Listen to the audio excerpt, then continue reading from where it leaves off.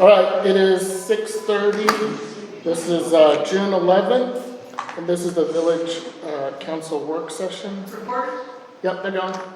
In attendance tonight is Councilperson McNamara, Councilperson Passion, Councilperson Grant, Councilperson Martin, Mayor Southard, and myself, President Camera, and then we have our fiscal officer and our engineering firm here as well, Mike Flickinger and Jeff Wilczek. And Randall. And Randall, sorry. Sorry, Randall. Hey, we only get to see you every once in a while. All right, tonight's work session is about lake planning, so we're ready when you are. All right, thanks for having us here today. And as the mayor and as council president mentioned, with me today is Randall Berkeley. So Randall is with Jacobs also, and he's been doing a lot of work here in the village with me for a long time. He's been instrumental in a lot of the recent storm sewer projects that we've done in the village, and he's been involved with this lakes project. So what I want to do today, I thought that maybe planning might be here. I have a relatively short PowerPoint presentation. It's only about 9 or 10 slides. And so what I wanted to do and what I ask is if, we can have a conversation and, a Q&A and a back and forth, but I want to get through the update before we get into some of the potential funding and permutations, because I know that planning has been looking into potential grants and other forms of funding, which when you start bringing them in, all of a sudden there's, basically a menu of options that we can do, and so it'll just kind of send the conversation off in a crazy direction potentially. So if we can get through these and then we can have a conversation. The reason I wanted to keep this relatively short is, one, I didn't want to do a complete rehash of what we've gone over previously. I sent out the PowerPoint presentation from the last work session. And then if there's any documents that you're interested in, Barb can point you to those and get those to you as far as like previously submitted tech memos and things like that. So the focus of this PowerPoint presentation is really going to be what is the work that we have done since the last work session. So brief agenda today, just, an overview of the master planning process, just a quick review to let everybody know, remind everybody what we were stepping our way through. We'll go over the dredging alternatives and costs, and then the last two bullet items are just general discussion and then the summary and action items. So I figured the general discussion is basically what we're going to do today, because as I mentioned in the email message that I sent to council a couple weeks ago, this is a pretty weighty subject. We're talking, potential significant financial investment, potential almost like picturesque changing to the village depending on some of the things that you might select. So this is a pretty big topic, and I didn't want to get bogged down in all the minutia of the tech memos. I figured you really want to talk through some things. So the master planning process overview. So we've broken this down. We've had 2 task orders with the village. So task order number 23, that we started that one back in September 2022. So as part of that task order, we were scoped to submit 4 tech memos. The first tech memo was the lakes. Well, this is not in the order in which they were submitted, but this is the order in which they're identified in the scope. The lake system dredging and shoreline shaping. The north feed to the North Lake. So as a reminder to council and newer council members, this is a stretch of channel from the head wall up in the Park Lane Drive area where a couple sewers come into the village. This is how water gets from Park Lane Drive, Jordan Road, all those sewers into the North Lake. The third tech memo is conservation buffers, vegetation control, and lawn chemical programming. So just as a reminder, the thrust of that was identifying things that the village should probably be focusing on to help improve and maintain the water quality in the lakes after you've done work to them. So conservation buffers, having a good separation between or good vegetation between someone's property and the lake. so sediments can get captured when the water's flowing in there. Vegetation control, that's really primarily focused on the trees. You have a lot of trees around the lake, which is beautiful, except the branches fall off, the leaves die, all that stuff goes into the lake, and it's just becomes almost like a peaty. I think those of you who have been around when a lake's been drained or doing a lake cleanup have smelled that, that organic smell. So I think there are some improvements that the village can do there. And lawn chemical programming, lawn chemicals are one of the biggest challenges that municipalities have when it comes to bodies of water, because people, if you over apply a chemical or you apply the wrong chemicals, rain carries that into the lake, and it's detrimental to the water quality. So those were and then the trash and debris control. I think anyone who's been in the village long enough that has participated in a community cleanup or just walking around, it's pretty obvious that there's a lot of trash that comes into the lake system. It's primarily concentrated on the South Lake, and a lot of that trash comes from across Cleveland Avenue, the west side of Cleveland Avenue. The unfortunate thing there is the village really has no way to control it at the source. So you're left kind of controlling it at the destination. So that as a reminder, that tech memo identified some ways that the village could perhaps improve the trash and debris control.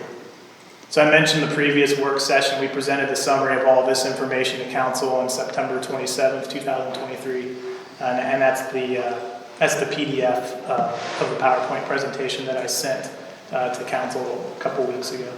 One of the items that we discussed in there was alternative number 4. And if you remember what alternative number 4 is, that is basically filling the North Lake and converting it to green space. At that point, it was out of our scope, and we just said, hey, here's an option. Would you be interested in investigating it and considering it further? And council directed us, said, yes, we would like to investigate that further. So, what can we do to do that? So at that point, we executed a new task order, which is task order number 23. So we executed that at the beginning of this year, mid-January. There are 3 primary tasks in that task order. Task number 1 is project management. So there's not a deliverable with that. Task 2 is a wetland survey and reports, and so we submitted that information to the village at the beginning of May. And then task 3 was supplementing the dredging tech memo to provide more information for alternative number 4, and we submitted that to the village at the end of May. So before I go on to the next slide, does anybody on council or anybody from the administrative staff have any questions about that overview? I mean, I want to thank you and your team for all the hard work you've done so far. I mean, that's a lot of work you've been doing on this project for a long time. I think that deserves some recognition, so thank you. Thank you. All right, so I appreciate that. Wetland survey and report. So the first bullet item there is a wetland delineation report submitted on May 2nd, 2024. So as a reminder to council, the reason we had to do a wetland delineation report is because there's actually a couple reasons. US EPA has a website called NEPA Assist, and it's a website that you can go to do a preliminary evaluation and to try to identify any wetlands that are in areas in which you're intending to work. According to NEPA Assist, both ponds are actually classified as a wetland. So the challenge there with a wetland is you have to, if you are working in a wetland and you want to remove the wetland, there's a mitigation that you have to do, and you have to actually prepare a report to submit to various agencies, U.S. Army Corps of Engineers, Ohio EPA. You have to submit them so they can look at it and then make a determination as to what you can do. Luckily for us, when Jacobs came out and we did our wetland delineation study, there's only one wetland in the lake system, and it's 0.05 acres. And it's classified, and I won't pretend to understand these because this isn't what I do every day, but it's in the report. It's a category 2 polystrine emergent, polystrine I think is how it's said, emergent wetland. So the nice thing about that is you are allowed to pay a mitigation fee. If you want to do work in a wetland and you basically want to take that wetland away, you have to restore that wetland acreage somewhere. And there are two ways you can do it. One, you can actually go construct a wetland, but then you're responsible for constructing it and maintaining it, I think in perpetuity. So it's a very difficult thing to do. The other thing that you're allowed to do is basically pay a mitigation fee. And in our experience, the agencies actually prefer that you pay the mitigation fee because then they can put that money toward other people who have the resources and the ability to actually maintain and are focused on maintaining wetlands reconstructed elsewhere. So they have much better luck with these other organizations. When we talked about this at the end of 2023, the mitigation fee was, I think, about $70,000 per acre. So at first we were anticipating having to mitigate 3 acres. So we were looking at having to mitigate, a mitigation fee of $210,000, but instead it's 0.05 acres, and I didn't do the math, but I guess 0.1 would be 7,000, so it's maybe like $3,500. So it's a lot smaller fee. I hope that math is right. Good thing I'm an engineer. So the second thing we had to look at was the streams and ponds. So the reason we had to look at the streams and ponds is if anybody's paid attention to some of the recent Supreme Court cases, I think last year. When you're doing dredging work is generally governed by the U.S. Army Corps of Engineers, and you have to get a permit from USACE to do dredging work. And there are two types of permits that you generally pursue. One is called a national permit, which basically it just means you apply to get on the overall national permit. It has a shorter review time, and it's a little easier to get that permit. The other permit is called an individual permit, which means you are actually trying to permit this very specific piece of work. And that review time and application time and approval time for an individual permit is about 1 year. The national permit is about 6 months. So your hope is that you can always try to get onto the national permit. So what we had to do is we had to actually look at the lakes, we had to look at the streams feeding it, and you do this to identify how much stream length there is, how much ponds there are, and then you have to try to determine if those ponds are what are called waters of the United States, WOTUS. So waters of the United States are governed by the United States Army Corps of Engineers. So if you have a water of the United States, then you have to get the permit through the Army Corps. So we identified, our preliminary determination is that the wetland, 2 of the streams, and both ponds, both lakes, would be classified as waters of the United States. Now the Army Corps actually makes the final determination, but in our experience, this is how it would go. This has been a challenge for a lot of municipalities, a lot of applicants, because recently there was a Supreme Court determination that came down. It's called Sackett versus United States EPA, I believe is what it's called. And it somewhat redefined the waters of the United States, but it didn't clearly define the waters of the United States, so it's still kind of up for interpretation. So it's throwing a lot of the permitting people, it's throwing them off. But we feel that even with the revised interpretation of the waters of the United States, that these would still be classified as such.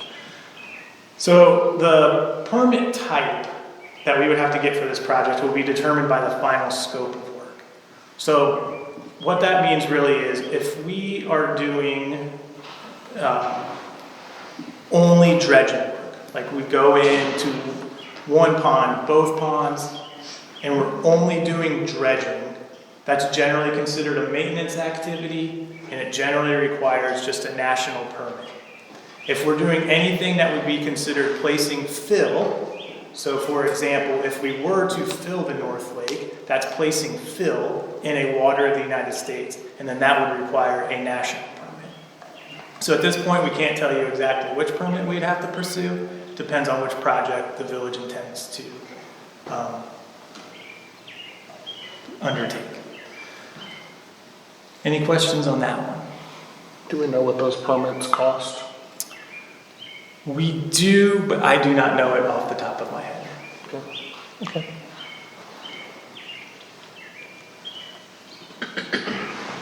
Any other questions from council or admin? I'm curious where, I didn't catch it in the report, but where exactly they say the 0.05 acre category 2 PEM, where that actually is located. I'm curious what they're defining it as wetland wise.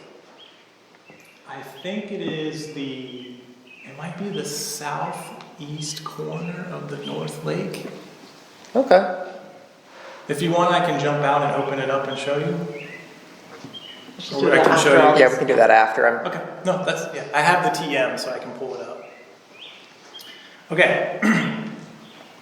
So let's go on to the dredging. As a reminder, based on our preliminary work on the first tech memo, and we looked at a couple different dredging technologies, and we concluded that the best dredging technology for the village, based on how the lakes are set up and what we would have to do, this is just a reminder that we recommended the dredging with mechanical dredging with scows. So basically what you would see is you would see a barge.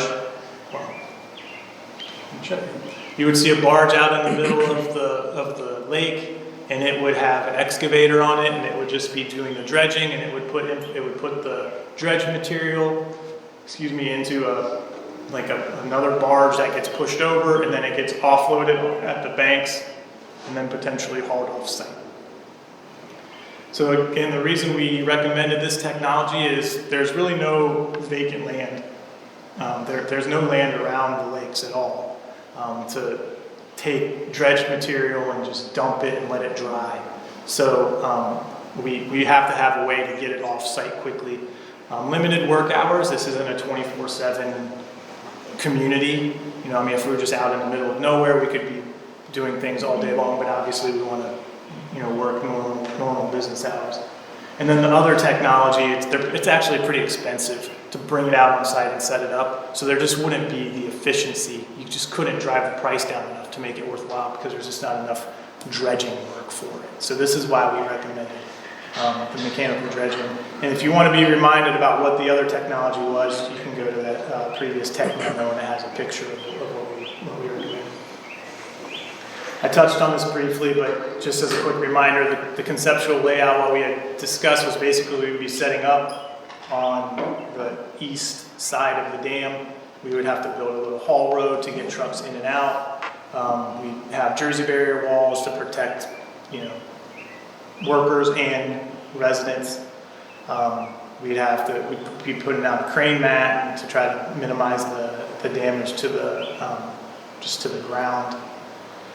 And like I said, we'd have that scow out in the middle. It just gets pushed around and digs up material, dumps it in, and sends it over to the side. All right, so just a quick refresher of the alternatives that we included in the previous tech memo. So we looked at 4, and if you remember correctly, we could look at, there's all sorts of variations of these alternatives. So, you could slope it this much or this much. So we said, well, we just need to give you alternatives to frame the conversation. And then through detailed design, that's when we would, get into a lot of this finer detail. So the first alternative we discussed was basically, let's just dredge both lakes to an average depth of 5 feet.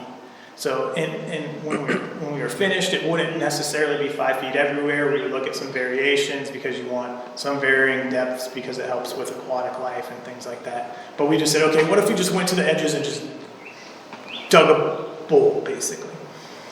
Alternative number 2 was providing a sloping bottom in both lakes. So from the North Lake, basically you go to about the northernmost point and you just slope the bottom at 0.5%, And then you get to an elevation of 846, which is basically the existing grade there now. And so then, once you got to that point, you would excavate the rest of the lake down to elevation 846. The South Lake, what we talked about, is coming from the westernmost point. So basically, once the stream gets into what you might actually consider to be the lake, start over there, slope down at a 0.25% slope, like I said, about 775 feet, and then you get down to elevation 844.2. And so that gives you basically a 5-foot depth in about 40% to 50% of the lake itself.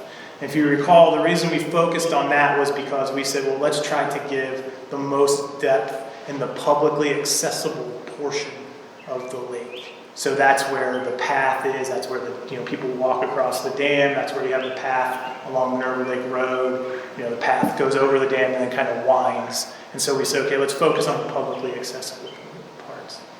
Alternative number 3 was perform dredging only in the South Lake. So it's basically take that last bullet point from alternative number 2, but only do the South Lake.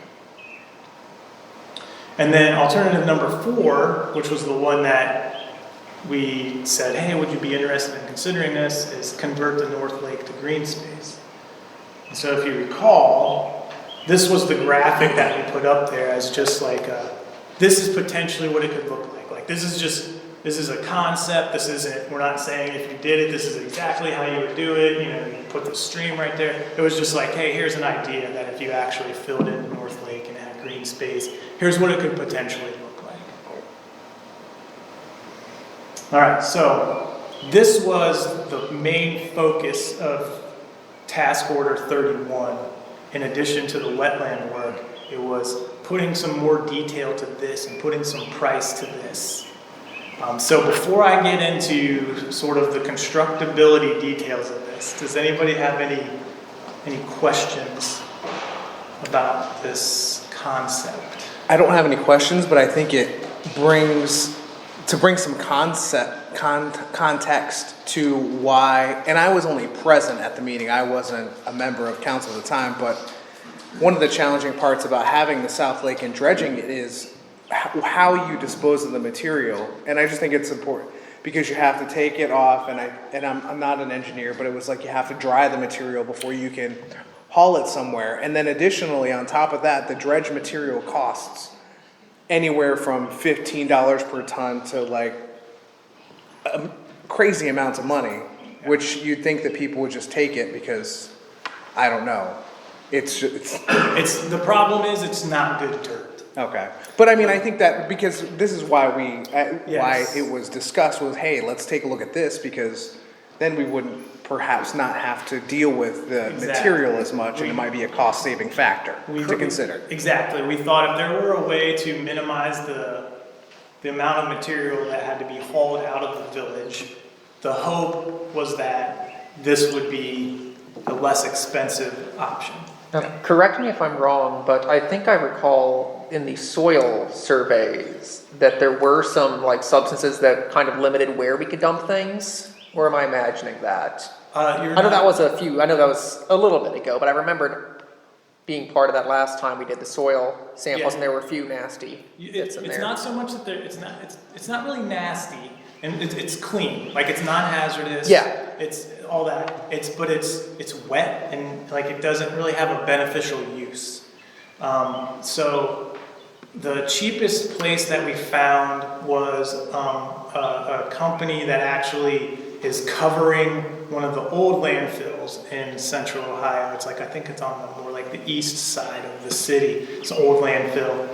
Their disposal fee was, I think, as Councilmember Grant mentioned, is like $15 per ton. Some of the prices that we were getting were up to $39 per ton. I think we got even a price from someone that was at $60 per ton. Swaco said that they will not accept it as is. They just don't accept fill unless they can use it. So if we could do a little bit more investigation and they could look at it and if they could determine that they could get a beneficial use out of it for like daily cover and things like that, they would actually take it for free. We haven't followed up with them about that after our latest round of sampling, just because it's not worth it at this point to try to track that down, because we don't know which project you really want to do. But also my suspicion is, as we'll get into here in the next couple slides, they're not going to want this dirt. It's not really good for anything. So, I mean, we could maybe stabilize it, we could maybe dry it out a little bit, but then so maybe you don't have to pay the disposal fee, but you're still paying the conditioning costs and you're still paying the hauling costs, so.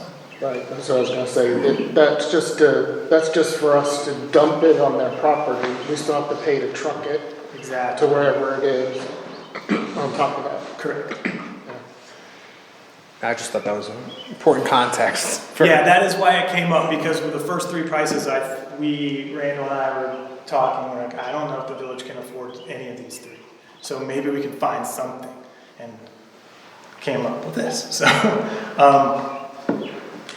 Now, what I'd like to do is I'd like to step you through, if you were, and I want to emphasize the if you were to fill the North Lake, here is basically how you would have to do it. And I want to preface this entire section of this conversation by saying, what I have on the screen, what we have in the report, is basically the lowest risk way of doing this. And by that, you'll see there's a significant cost number that is in this price that's basically buying down the risk. So we feel comfortable that doing it this way is the least risky way. There are other ways that you could do it if we really talked about some other alternatives that would probably it would shift some of the cost out of the project, but maybe into other things. Okay, so I want to preface that by we feel that this is currently the least risky way to do it. So the first thing you would do, if you remember that stream that we showed, we need to, it is part of your storm water management system. It's basically a wide spot in your storm sewer system. So we still need to get flow from Park Lane Drive, Jordan Road, Park Lane Court, Northland Plaza, all that flow that's coming across from Cleveland Avenue, all that flow still has to get down to the South Lake. So the way we built this concept is the first thing you would do is you would drive sheet pipe into the North Lake to create that channel.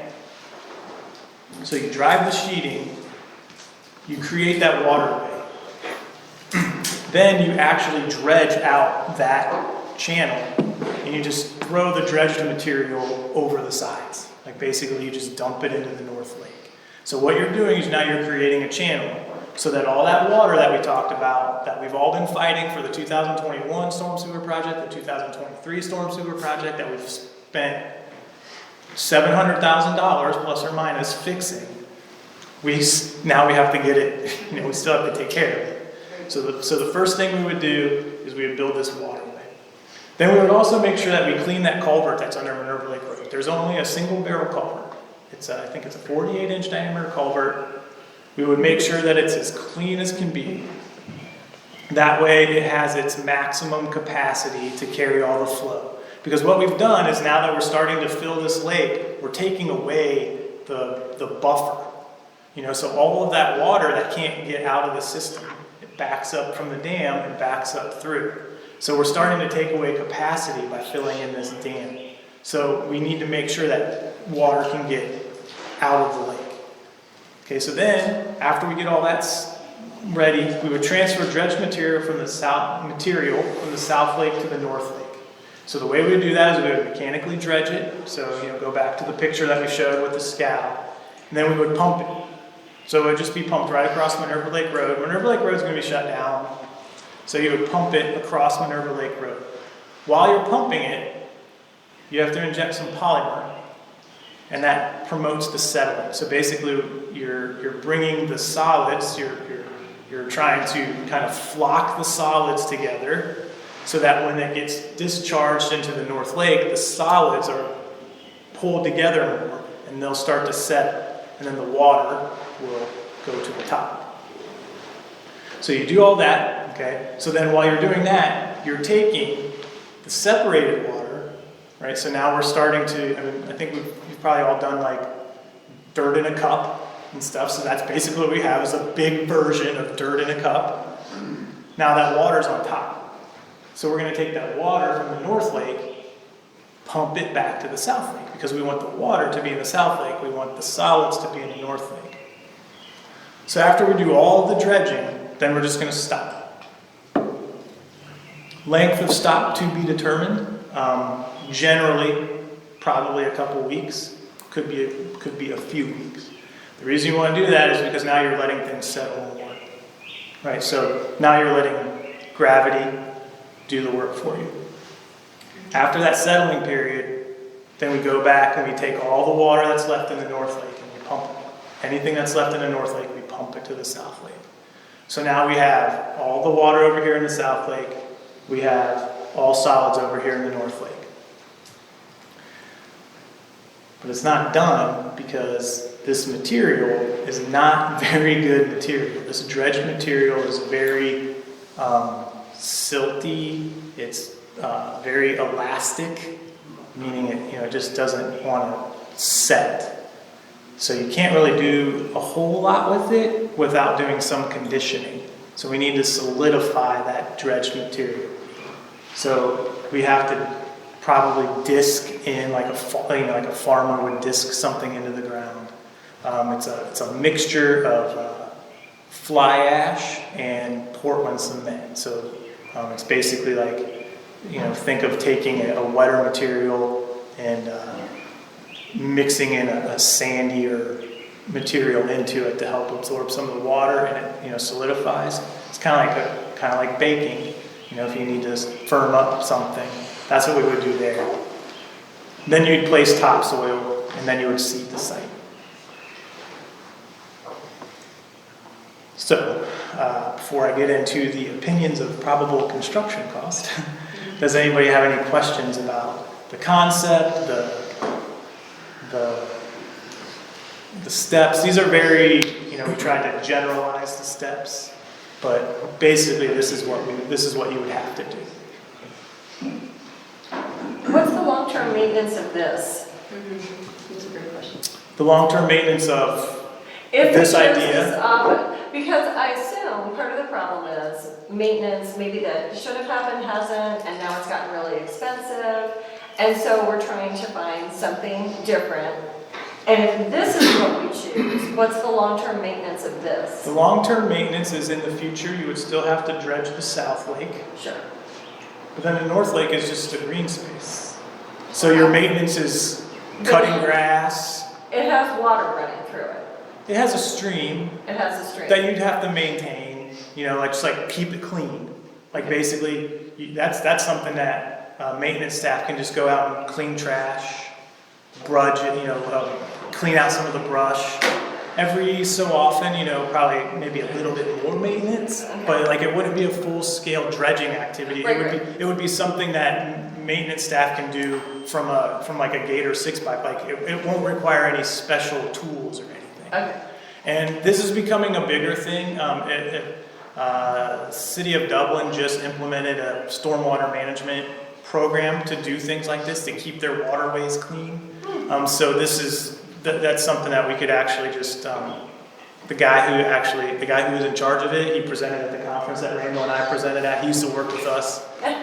So I know him. So I could just easily say, hey, can you please give me your maintenance? If it's something that the village did, then we wouldn't have to create it from scratch. Thank you. Speaking of the 48-inch pipe underneath Minerva Lake Road, in your opinion, would it be feasible or logical during that construction to expand it to, say a 50 or 60-inch? Yes. I would figure with that much more concentrated flow, we'd probably want to expand while we were down there. We actually did a hydraulics analysis of that culvert in 2017. We said that based on how the lakes are set up currently, a 48-inch diameter pipe, not the best, but it works. We included 3 alternatives in there to improve it, adding just a couple more barrels maybe. So we like do another 48 next to it, which it's not uncommon to have multiple barrels. Yeah. You probably see them when you I've drive seen out them. through the country and stuff. Up to potentially installing a box culvert or even potentially like a conspan structure. So a conspan structure would be similar to what's installed over in the MI Homes development where there's that bridge. There's the one roadway bridge that goes over a big precast structure. Those basically just bring them in and do it. So we think there's value in that. And actually you hit on something that we can talk about in a little bit because that is one way that you could potentially change the risk allocation of the project. Yeah, that's kind of figure while we're down there, you know, if we need to expand, it's the Yes. time for it. Because what I'm thinking of is if you increase the flow of the water from the North Lake into the South Lake, does that create additional issues with the dam and the amount of water that it receives? And like the flow of it, because it already seems to flow pretty fast sometimes. It shouldn't because it's seeing the same amount of flow. Okay, It's all governed by where you have the board set. okay. I have a question.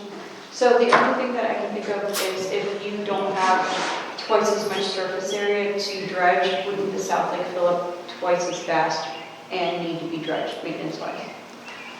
It should not, because you would, when you're doing your dredging and when you're setting up these sewers and everything, you're also improving the inlets to these to encourage things to settle out where it's easier to clean rather than in the lakes themselves. So like you want that's with conservation buffers, help keep that from getting into the lake. No one likes to hear this, but you probably have too many trees around the lake. Some of them are probably choking each other out, and so there's probably some that are not healthy because there are too many. And so Invasive species anyway, most of them. And you have that concept too, or that problem too. So if you start thinning them out, that's less stuff going into the lake. So there's a pretty holistic approach to this problem that you guys can start attacking from different directions. Alright, and then can we put like some sort of net or anything around that area too, so we can catch those leaves before it goes? Leaves would be challenging. Stuff. But there are in the one tech memo that we wrote, there's booms that you can put. There are other things that you can put inside manholes and catch basins and things like that that can help. It's just a maintenance thing. So as long as you have maintenance staff that you can send out there and do it at a regular interval, Yeah. it's a feasible way to help reduce that challenge. I guess I just want to consider that our only challenge not only is it the fixing of the lakes, but also the incurred maintenance costs long term, so I want to mitigate that as much as possible also. So if you could comment on that as you go along too, and how much cost savings that would be to the village, I would really appreciate that. Just in the next kind of slides too. Yeah, I'd say realistically, and I'm not trying to avoid that, but realistically, the cost saving, so we wrote the tech memo that talked about the things that we can do, and they have upfront costs, and I can pull that tech memo up to show what they cost as a capital cost. Yeah. The challenge is you're not going to necessarily recognize monetary savings that you can quantify because they're going to get swamped by a dredging cost. Yeah. But there's value in doing it so that even if you can't pinpoint the exact financial benefit, you have the aesthetic and the water quality and the residential benefit of having a nice clean body of water rather than a trashy body of water. Swamp. Exactly. Swamp. One last question. If, with this alternative, I assume that will forever be like parkland. It's not like we can sell it and build a house on it, right? It doesn't sound solid enough to do that. So it'll always be parkland. I would prefer that somebody even say like it's not even like firm enough for anything to be built on there, because the last thing I want is for more houses on a natural space, green space. Yeah. So, Yeah, I mean, I think don't make that concrete. we approached it from the concept of, it would be a green space on which probably the most you would ever really build would be a park shelter, Playground. Got things like that. it. Okay, thank you. How do we would talk about that, guys, right? Like ensuring Yes. that. You could just add a That- restriction, covenant, whatever you want. You can put an easement on this conservation easement, you can do a number of things. We can talk with Jessica. I'd prefer a conservation easement, make it If we go this route. native green Okay. space, wildflowers, stuff like that. Okay, so I think the slide that most everyone wants to see. They think they want to see. I've already seen it. So this is the opinions of the probable construction costs. So I want to remind everybody, so we're basing these costs off essentially a 0% to 2% level of project definition. I mean, we're just, this is very early stages. So we're basing this off what's called a Class 5 estimate. So there's an organization, I can't remember what it used to stand for, but it's basically the people who have best practices for cost estimating. I think it's the American Association of Cost Estimators, but now they have an international thing, so it's AACE International. So there's a recommended practice that we follow. And as an industry, it's not just us, it's an industry practice. And it's usually used for concept screening. So that's what we're doing, right? We're screening concepts. We're talking about early stages. What do you want to pursue? What do you want to discard? And the estimate range, it has a negative 30% to a plus 50%. So when we submit these documents, everyone focuses on that midpoint. But realistically, we're saying based on the information we have, it's commonly accepted to say it could range from negative 30% of that number to plus 50% of that number. So what I did is I put the 4 alternatives that we've discussed to date. Alternative number 1, 2, and 3, if you remember from the previous tech memo, we had information in there based on, it was escalated to the midpoint of 2024. So I wanted to bring it to the midpoint of 2025 and the midpoint of 2026 so that we could then compare it to number 4 because we hadn't done a price for that. So as you can see, the midpoint, the mid-range number for alternative number 4, which is this one that we've been discussing tonight, is $5.4 million. Can you comment on the budget we actually gave you? We had, well, the budget you gave us was, I think you could swing $1.7 million. That was current, that was before any pursuit of any outside funding or anything like that. So again, this $5.4 million, I want to again say, we based that number on what we consider to currently be the least risky option. So of that number, 1/3 of that number, so $1.8 million, is actually in building that initial waterway with all of that sheet piling. So that's $1.8 million is our current estimate for that. So if there are alternatives that we can investigate, like for example, going back to Councilmember McNamara's comment,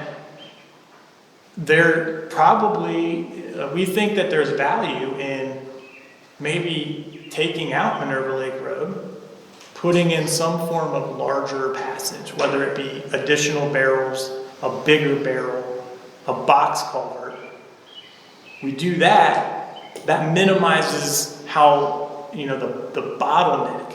So the bottleneck of getting the water from the North Lake to the South Lake during construction is a 48-inch diameter pipe. If we can get the water out of there faster, then maybe we don't have to do sheet piling. Maybe there's a different type of construction that we could do that could drive the price overall lower. The challenge is the ground over there is just so bad that even if you get into, we had talked about if we just installed a sewer, you would still have to completely over-excavate, so you still have to get all the bad material out. You have to bring in a bunch of good material to be the bedding. then you have to bring in good material to be the backfill. So it's not like we can completely wipe out that cost, but we might be able to drive it down.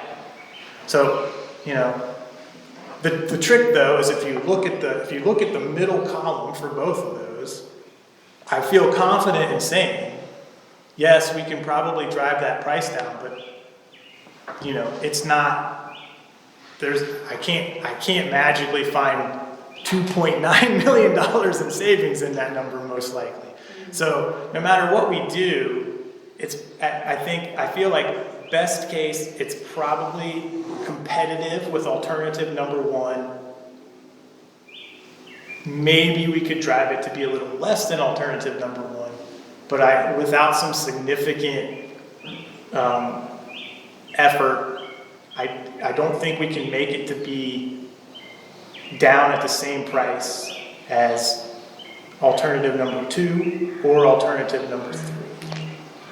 And alternative number one being the dredge both lakes To a 5-foot depth. to 5-foot depth. And then alternative number two is to do the sloping. Yep. So the Alternative environmental- number three is to do only the South Lake. So as you can see, dredging the North Lake isn't, I mean, I don't want to say it's not expensive. I mean, we're still showing it to be approximately $400,000, which is a not insignificant amount of money. But I mean, as you can see, as a part of the project, it's basically 20% of the cost. No matter what, you're gonna have to get outside funding for these projects, which we're obviously diligently working on for different applications, so we can talk about that a little more later, if you like, to where we're at with several of them. Yeah, we could talk about how we did the math on how much it would increase our taxes too if we didn't, for option number one too, so. So that's the end of the slides that I have, because I just said general discussion, because I figured this is when it would turn into, oh boy, let's have some talks.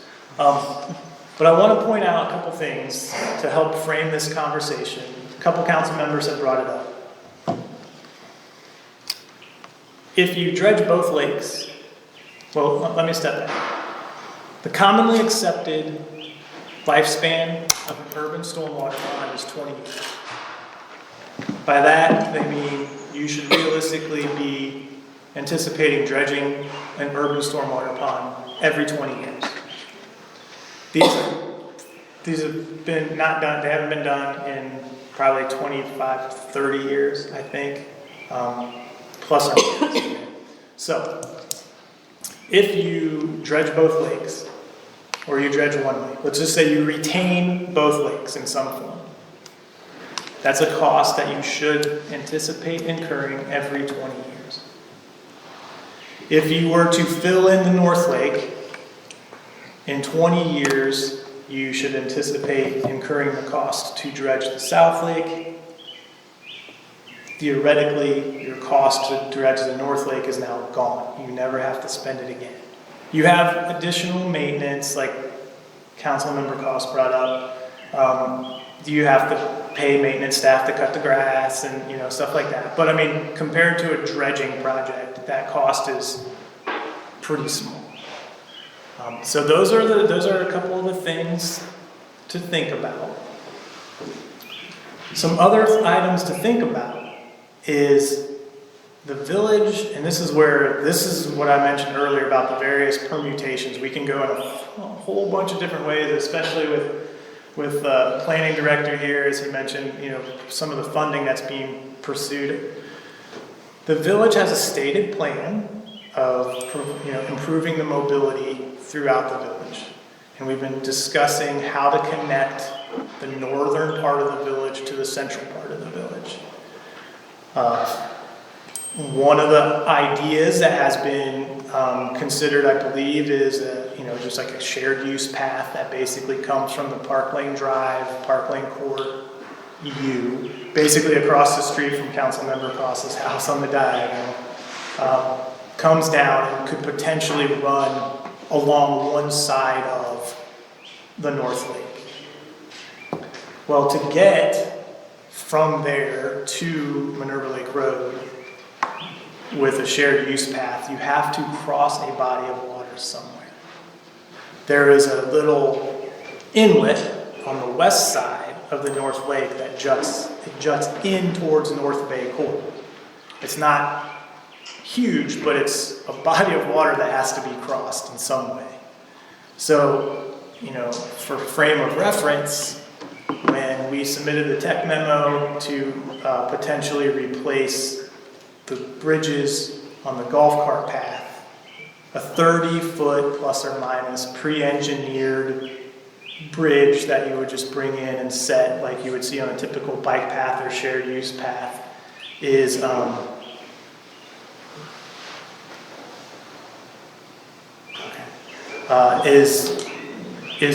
was $300,000, almost $400,000. So you figure you're going to have to cross a body of water. You're not going to do it for less than 30 feet. So odds are you're looking at probably a $500,000 bridge. So if you have, and I'm just putting this information out there, if you have a filled-in North Lake, you no longer need a bridge. You just bring the shared use path down through the park. So you basically have all of the same mobility and connectivity without the bridge. So It'll definitely save us some money. So that's a cost savings. So, and then the other thing that I really want council to remember, and we talked about this in the tech memo. Normally we come to you and we always strive to come to you with a recommendation. We say, hey, based on the information we have, here's our recommendation. In this situation, we cannot give you a recommendation because there are so many different pieces to this that it's all about what the village's appetite is for doing projects. So in lieu of a recommendation, like if you were to ask my opinion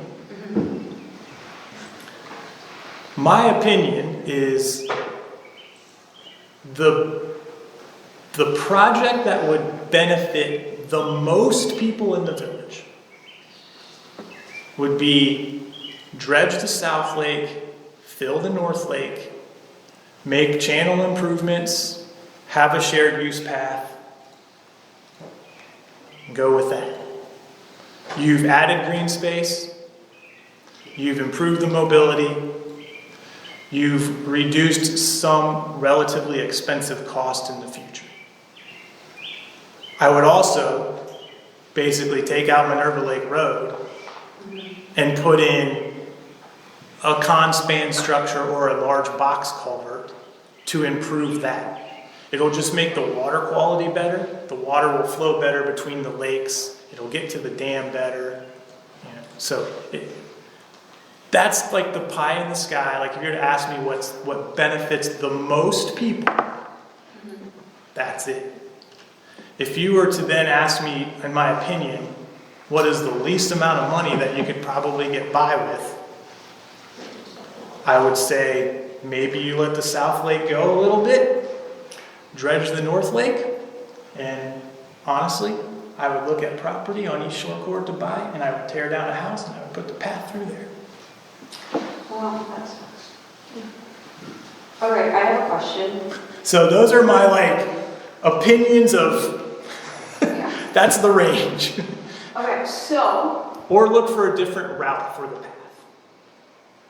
we don't have Which to- we've tried for but years. Here's the thing, what project would have the most likelihood of other pots of funding to be able to, so if we have like a nature preservation thing or something like that, is there any project that you would say, hey, this has more likelihood of getting more funds to be, I'll speak to this. yeah. So we've been obviously actively looking for a number of pots of money because there's no single way that we're going to get all the money wrapped up into one. So first, I will tell you realistically, we should look at this as a multi-year project, okay? And second, there are certain pots of money that pay for certain things, and they will not pay for others. I'll give you a recent example. So late last year, I believe we applied for a big state capital grant. It was a little earlier this year, I apologize. And we found that we did not receive that, we applied for a big one, it was 2.7 million. We're not gonna get that one from the Senate. We have a couple more bites of the apple for some other pieces of funding from the state for this next fiscal term. Then there's gonna be opportunity again next year for additional money. So it's one of those things that we try to get, and we may or may not succeed. You can thank the, actually the reason we didn't get our money, it looks like Franklin County has sucked at most of it because the new Symphony location is going to get most of that money. So congratulations, we're going to have a new one for Columbus Symphony location. So you're likely not to get the money this year for that purpose. Now, the feds, however, have several different pots of money, and we believe, and we were working with Congresswoman Beatty, her staff has been really good, and I spent a couple solid weeks pumping something out. We will, looks pretty good, and I will say I feel pretty confident that I'm 60-40-ish, based on what her legislative guy was telling us. Probably going to be about 1.5 million. And that money, though, will not be able to go to dredging. What it will pay for is it will pay for buffer clearance around the edges of the lake, and it will pay for a unified pathway around the South Lake. And it will also pay for a forebay over here. Now the forebay is not something that Mike and his team looked into just yet, but it is something that, those of you who remember seeing one of our earlier experts come and speak, is something that potentially can help us through a re-engineering of the lake, cut down on the dredging over time, and capture a lot of crap over on this end right here. And it will let down easier access by the maintenance, plus in conjunction with access pathways that they can use smaller vehicles and maintenance gear on. And so we feel. Before you say that, Go ahead. that money, can we get that money with project A, B, or C, or are there some projects? You're going to get that regardless. If Regardless. they give us that money, Okay, so that's not my question. My Yes. question is, are there any projects where we would qualify for additional money, where we, the village, would not have to spend additional money for the project, which would, in that's my what- mind, decrease the cost from the village? So if there's grants and funding available for certain things that would apply to certain projects, Yes. project 1, 2, or 3, are there any, can you speak to that? Which ones would that be? So I want to subtract that cost theoretically to even the playing field and say, well, look, theoretically, if we get these grants, this project would actually cost us $1.7 million and not the 3 that we're just talking So no about. matter what, how much money do we have in the TIF left? You're gonna have about 1.3 million after the maintenance bill. So no matter what, that 1.3 million is what I'm using to leverage, because no matter what, we have to have some skin in the game towards any of these grants, no matter what, okay? So that 1.3-ish is going into all of our applications to show that we've got some type of local contribution. Okay. That's your minimal cost, by the way, that comes out of your TIF. No, I understand Right, that. which is good. So no matter what, all the Fed and state money is based upon what we're able to do there. Okay, but say, what I'm saying is like, hey, we're gonna put in a natural, so theoretically, hey, we're gonna put in a natural path, so that opens the door for extra funding for natural paths, so that would benefit us. So- As opposed to if we're not having that option, like there is no pot for that. Do you see what I'm saying, Mike? Yes, so the funding that Eric is talking about, if it can be used for forebay construction, that potentially would shave some of the money, Off of everything else. And off of dredging the South Lake. Right. That's the only thing. But there's- All of the other funding that he's talking about for like paths and clearing and stuff, that's not in the numbers that I gave. Correct, that's what I'm asking, is like- So, Is there an ability to shave more money off of one certain project because there is additional grant funding available for that aspect? No. So if I may continue. So then the next piece of the puzzle here is that there's going to be, again, we're going to get back into the federal dollars. We're going to apply for what's called a presidential budget coming up here. That money can be used for dredging. Okay, so we're going to put money in for that to see how much we can get. So there's different pots, lots of different things, and then we'll rotate back here on a year-to-year basis to get our money's appointment. My hope is we're going to be able to get some of the money this year. If we're super lucky and we get some federal money, for the dredging, we should be able to we should be able to do a significant amount of the project next year, right? That's what I know. So, because the 1.5 million will need to be spent, I think in 2025 by the end of it, so we'll have to, By May. well, well, the tip money, yes, the tip money. TIF has Not for the grant we're gonna get, 2025. So all the grants would apply equally to every project, no matter what, That's, that you're applying? I think that's the way, yeah, I think I agree with that statement, because each one is, no matter what, we're gonna get some money, and So we're no gonna apply certain matter aspects. which, no matter which option you pick, there is still a potential for the same amount of money for grants for everyone. Right. Is that correct? Yeah, I think that is There correct. is This- no depending on what additional, one. what you're saying is there's no additional grant opportunity for us if we choose one option over another. Is there any, We like just- for we just let- pathways? Like, is there anything for pathways? We've talked about Correct. pathways. I think the easiest, and I'm hearing, an option for getting part of the village over to this side, adding in connectors and things like that. Is there money potentially available for connectors, So pathways? the answer to that is yes, and it's called the Lincoln stuff. We've been Exactly. discussing. Right, That's that's coming up in the fall. I think that's what That's she's a separate pot of money that if that passes the voters, then they vote for the Linkus, then we're going to get a significant portion of money Yeah. on a perpetual basis, just like the rest of the county, to put towards pathways. The answer to that is then we can put in that project that goes from Jordan Road down through there. But that's what I'm asking is Right. like, is there a potential cost savings to picking that option and opening us up for more grant monies? I think to what you're save- asking is leveraging money to money, is what you're asking leveraging this to that. I'm just trying to And some- save some money for the village long term. Right, and so the only way we're saving money is by getting the free money. No matter what we've got. But say I'm a C student, I'm not gonna get as many scholarships as if I'm an A student. So that's what I'm saying, is we pick one option that has more things to it, then you have more opportunities for So- grants, like the pathway, So this natural paths, things like that.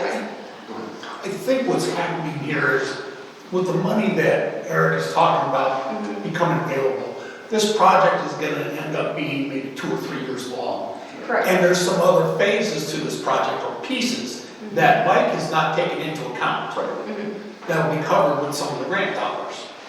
Okay, we're still gonna end up expending the bond proceeds that are left, about $1.3 million on this project, period. Yep, What we're trying to do with the grant money is not incur additional costs correct. out of the village treasury. But Right. I think to your question is, if you look at alternative 1, 2, and 3, they're all dredging projects. Okay, there's no. Everything's going to apply equally to those 3 projects.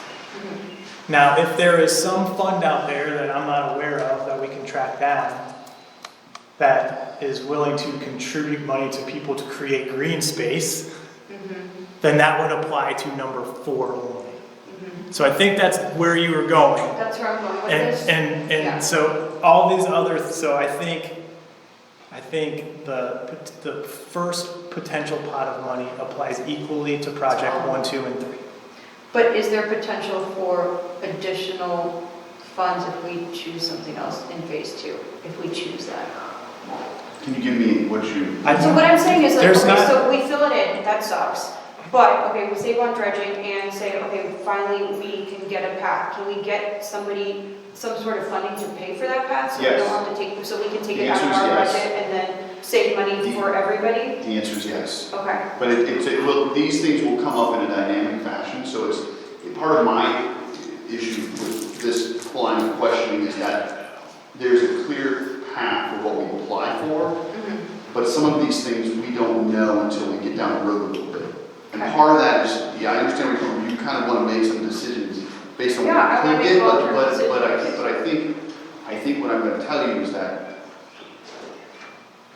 filling in the North Lake, popular or unpopular, is your perhaps best alternative to saving the most money and being able to, if you're talking about leveraging that maneuver to save you the most money because you don't have to redredge that North Lake, you save on long-term maintenance costs, and I'm going to push that aside a minute. It's much cheaper to build a halfway across there than have a $500,000 bridge, which again, I think we can get money for and plan it out. It's a shorter time span to get that path built with other monies.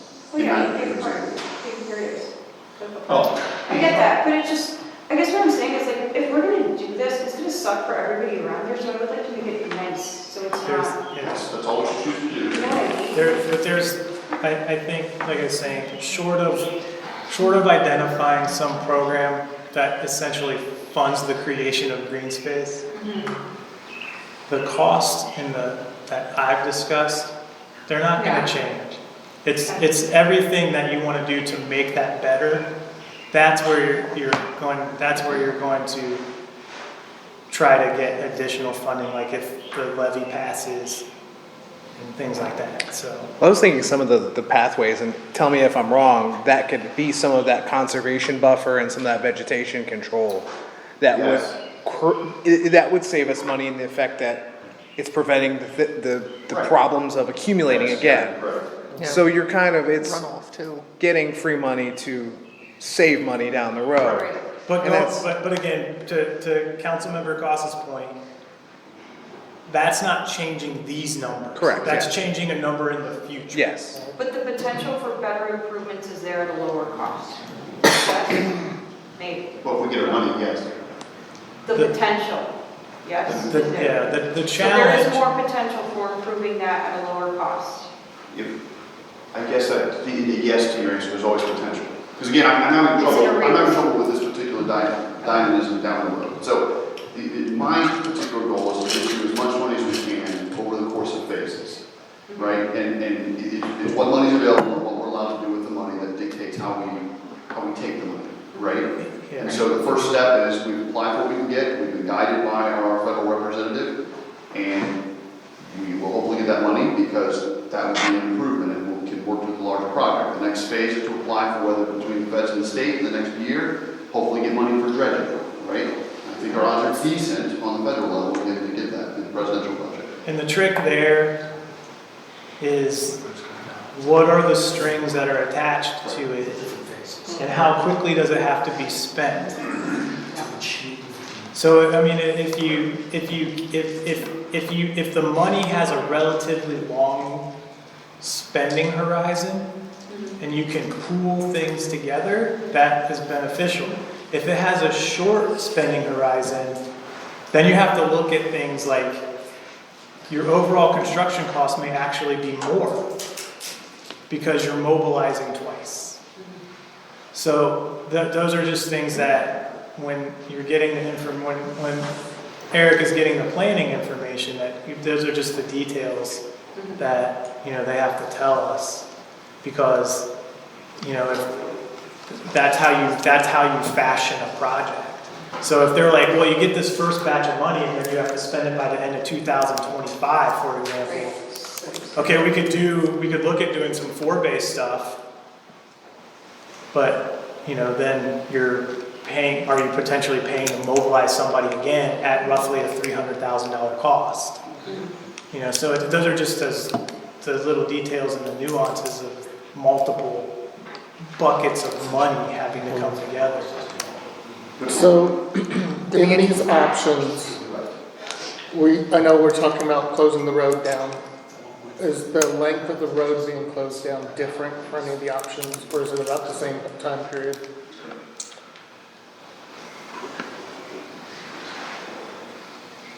And does multi-year... I would say they're all about the same. If to dredge both lakes, we're looking at roughly a 5-month-long project. So I would say, just for a frame of reference, just assume probably a 5-month closure of Minerva Lake Road and assume that it applies relatively equally to all of the projects. It might vary by a month or two. Okay. And then, what about, so you said right now, if we do both lakes, or the difference between doing both and only one was about 400,000, right? Roughly? Yeah, roughly, yes. So is that because the condition of the North Lake is in better condition? Or are we also looking at 20 years down the road that lake will be about the same difference in price? The reason is the North Lake is actually in much worse shape than the South Lake. It's Okay. just so much smaller. Okay. Just the quantity that needs to be done in the South. I mean, if you just kind of look at it, it's probably like it probably represents about 20 50% of the volume of material that has to be pulled out, maybe a little bit less. So that's That's why, not 20% that's why of it's, price. yeah, that's why it's Yeah, so, okay. that's why it's so much lower compared to the South Lake. Okay. The South Lake is just so much bigger. I had previously asked Representative Abdullahi of the Ohio House, and about this project last year, and she talked about, well, we both talked about the H2 Ohio Fund. Has anything come of that recently that you guys have heard or thought about?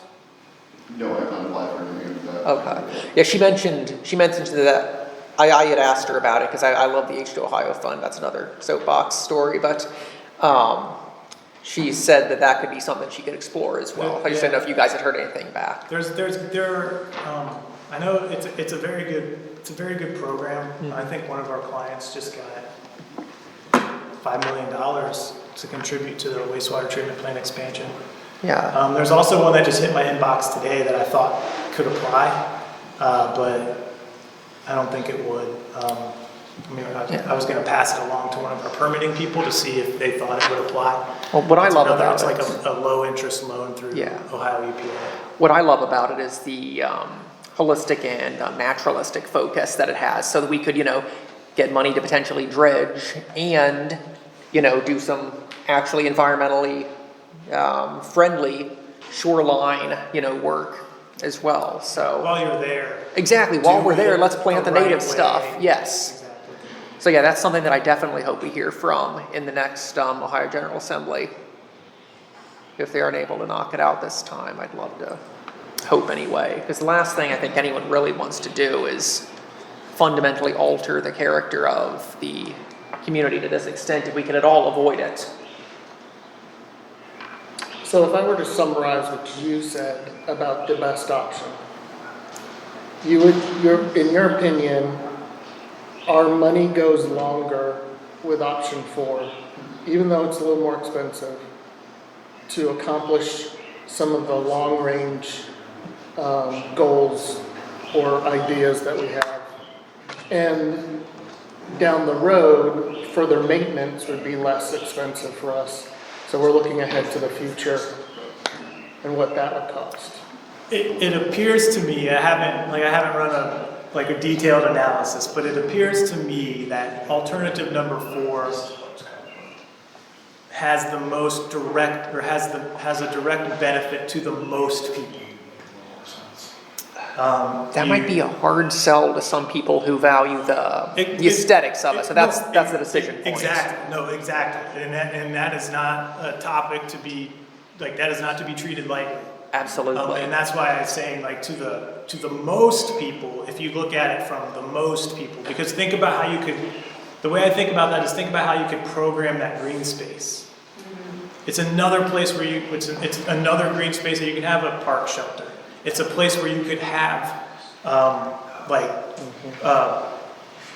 we discussed potentially you could close down Minerva Lake Road on a Friday night and have food trucks and little festivals, and that's where MPCA could do some stuff. You could have whatever Easter egg hunts or whatever. So it right now the North Lake, and again this I'm not approaching this comment lightly.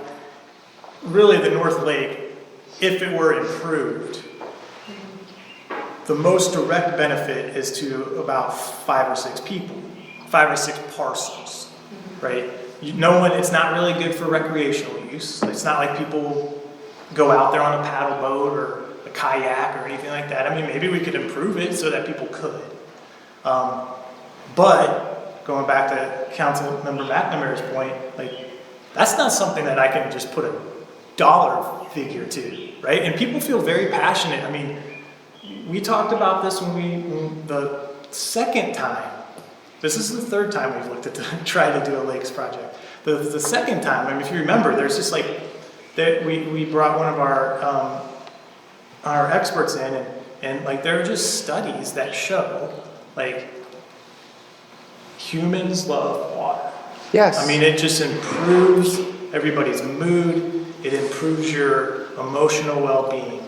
People love water. And so I don't approach taking away a body of water, no matter how not great it looks right now, I don't approach that lightly, because what most communities want to do is increase the amount of water. Yeah, it'd be But also a it very wouldn't- heavy lift. It would not have been responsible of us to not also present another option for you to consider, because communities are also trying to get as much green space as they can, because being outdoors has a similar effect. So we wanted to present it, knowing that it would not be an easy decision one way or the other, but it wouldn't be fair to not try to give you the spectrum of options. Just very quickly, because this has come up, I did want to show how we do escalation, just for your planning purposes. So the Naval Facilities Engineering Systems Command, that's who we use a lot, because we do a lot of government work. They have a building cost index. And so the way a building cost index works is they assign a number to every month. And then in the future, there's a bigger number. And so the way you find the escalation is you take the future number, you divide it by the current number, and then you multiply your current figures by that. So you can see, based on their current projections, 25 years from now, a project is going to cost 257% more than it costs today. Currently, the Office of Management and Budget is showing, for planning purposes, to assume a 4.7% year-over-year escalation. I think we saw, a couple of years ago it was 12%. Before that, it was like maybe 1.9%. So the 4.7 is just what they recommend right now. So just just trying to be transparent with everybody. If you look at this, if you look at the two if you look at the bars here, this is assuming two cycles. So basically, if you did the work today and then you did the next dredging cycle, the bar on the far left and then the bar that's the third bar, those represent actually filling the North Lake today and then doing a project either in 20 years or 25 years. The two bars next to them show dredging both lakes today and then dredging both lakes in the future. So about $2 million difference So over the course of 30 some years. This is always challenging, because you always want to bring it back to a present value, but then what numbers do you use, and really, do people truly understand what a present value is? And, Minimum wage might be $2 million an hour in 2051. And the real value of a present value is basically how much money do you have to put in the bank today to be able to afford a project in the future. So it was kind of convoluted. So I just wanted to show it in a different way and say, after 20 years or 25 years, this would be your total spend for both projects. So in fairness, dredging both lakes and then dredging both lakes again in the future, after 2 cycles, has a lower total spend. But again, that doesn't account for If we have to do a bridge. if putting we in a have to do- bridge or any of that stuff. So, there's a lot going on with this project, or this potential project. So,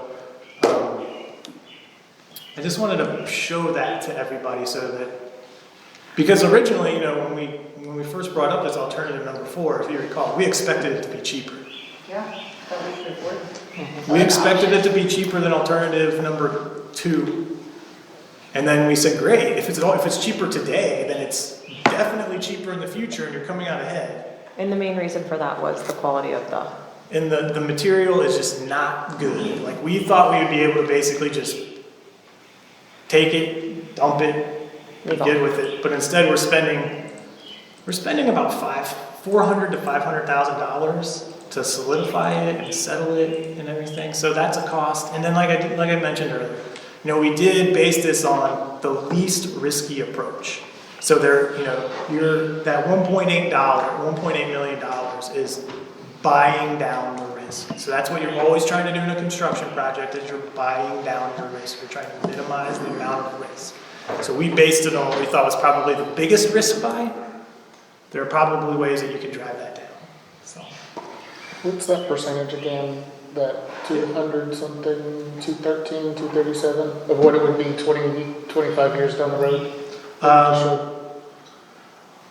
257%. And I will, That's when we gotta dredge it again. I will Right. create this, I will turn this into a PDF and I Yep. will email it to Barb so that she can do what she needs to do and then distribute it. What was the cost again of option 4? $5.4 million in 2025 dollars, about $5.6 million in 2026 dollars.